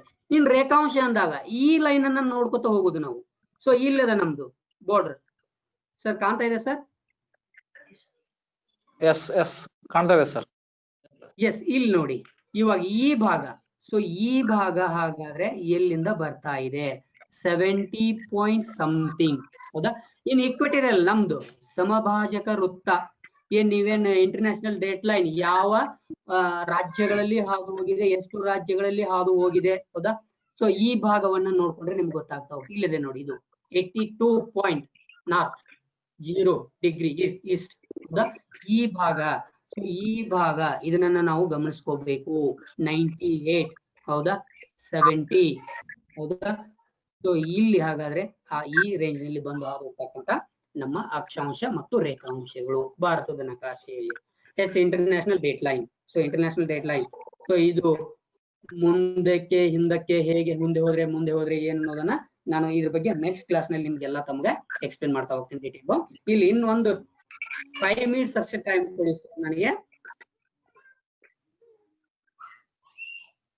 ಎಸ್, ಇಲ್ಲಿವರೆಗೂ ನಾವು ಎಕ್ಸ್ಪ್ಲೇನ್ ಮಾಡಿರ್ತಕ್ಕಂತ ಪ್ರಶ್ನೆಗಳು ಅಂದ್ರೆ ಟಾಪಿಕ್ ಮೇಲೆ ಪ್ರಶ್ನೆಗಳು ಹೇಗ್ ಬರ್ತಾ ಹೋಗ್ತವೆ. ಸೊ ಭೂಮಿಯ ಕೇಂದ್ರ ವಲಯ ನೀತೆ ಸರ್ ಏನ್ ಕಾಣ್ತಾ ಇದೆ ಸರ್ ತಮ್ಗೆ? ಅದು ನೀಫೆ ಅಂತ ಕಾಣ್ತಾ ಇದೆ ಸರ್. ಎಸ್, ಭೂಮಿಯ ಕೇಂದ್ರ ವಲಯವನ್ನು ನೀತೆ ಒಳಗೊಂಡಿರ್ತಕ್ಕಂತ ವಲಯ ಏನಂತಿದೆ? Just 1 minute. ಎಂದು ಕರೆಯಲು ಕಾರಣ. ಎಸ್, ಇಲ್ಲಿ ಕಾಣ್ತಾ ಇದೆ ಸರ್ ಈಗ ನನಗೆ. ಭೂಮಿಯ ಕೇಂದ್ರ ವಲಯವನ್ನು ನೀತೆ ಎಂದು ಕರೆಯಲು ಕಾರಣವೇನು? ಲಾಸ್ಟ್ ಇಯರ್ ನಲ್ಲಿ ಬಂದಿರತಕ್ಕಂತ ಪ್ರಶ್ನೆ ಇದು ನಿಮ್ಗೆ. ಸೊ ಹಿಂಗ್ ಕರೀಲಿಕ್ಕೆ ಕಾರಣ ಏನು? ಅದಕ್ಕೆ ನಾನು ಹೇಳಿದೆ ಕಿನೀಫೆ ಅಂತ ಕರೀಲಿಕ್ಕೆ ಕಾರಣ ಏನು. ಸೊ ನಿಕೆಲ್ ಮತ್ತು ಕಬ್ಬಿಣ ವಸ್ತುಗಳು ಕೂಡಿರೋದ್ರಿಂದ, ನಿಕೆಲ್ ಮತ್ತು ತಾಮ್ರದ ವಸ್ತುಗಳು ಕೂಡಿರೋದ್ರಿಂದ, ನಿಕೆಲ್ ಮತ್ತು ಅಲ್ಯೂಮಿನಿಯಂ ವಸ್ತುಗಳು ಕೂಡಿರೋದ್ರಿಂದ. ಸೊ ನಾನು ಹಾಗೆಲ್ಲ ಎಕ್ಸ್ಪ್ಲೇನ್ ಮಾಡಿದ್ದೀನಿ. ನಿಕೆಲ್ ಇಲ್ಲೇ ಅದ, ನಿಫೆ ಅಂತ ಹೇಳಿ ಕರೆದ್ರೆ ನಿಕಲ್ ಅಂಡ್ ಫೆರಡ್ ಕಬ್ಬಿಣದ ವಸ್ತುಗಳು. ಇದನ್ನ ನೆನಪಿಟ್ಕೋಬೇಕು, NiFe. ಸೊ ಇದನ್ನ ನೆನಪಿಟ್ಕೊಂಡು ನಾವು ಈಸಿಯಾಗಿ ಫೈಂಡ್ ಔಟ್ ಮಾಡ್ಬೋದು. ಸೊ ಇದು 2014ರಲ್ಲಿ ಕೇಳಿರ್ತಕ್ಕಂತ ಪ್ರಶ್ನೆ. ಇನ್ನು 2015ರಲ್ಲಿ ಈ ಟಾಪಿಕ್ ರಿಲೇಟೆಡ್ ಈ ಕೆಳಗೆ ಕೊಟ್ಟಿರುವ ಶಿಲೆಗಳು ಮತ್ತು ಅವುಗಳ ರೂಪಾಂತರವನ್ನು ಹೊಂದಿಸಿ ಸರಿಯಾದ ಆಯ್ಕೆಗಳನ್ನ ಗುರುತಿಸಿ ಅಂತ ಕೇಳಿದ್ದಾನೆ. ಸೊ ನಾನು ಹೇಳಿದ್ನಲ್ಲ features, what are the characteristics of rocks. ಆ ಕ್ಯಾರೆಕ್ಟರಿಸ್ಟಿಕ್ಸ್ ಗೊತ್ತಿತ್ತಂದ್ರೆ ನಮ್ಗೆ ಇದನ್ನ ಈಸಿಯಾಗಿ ಮಾಡ್ಲಿಕ್ಕೆ ಅನುಕೂಲ ಆಗುತ್ತೆ.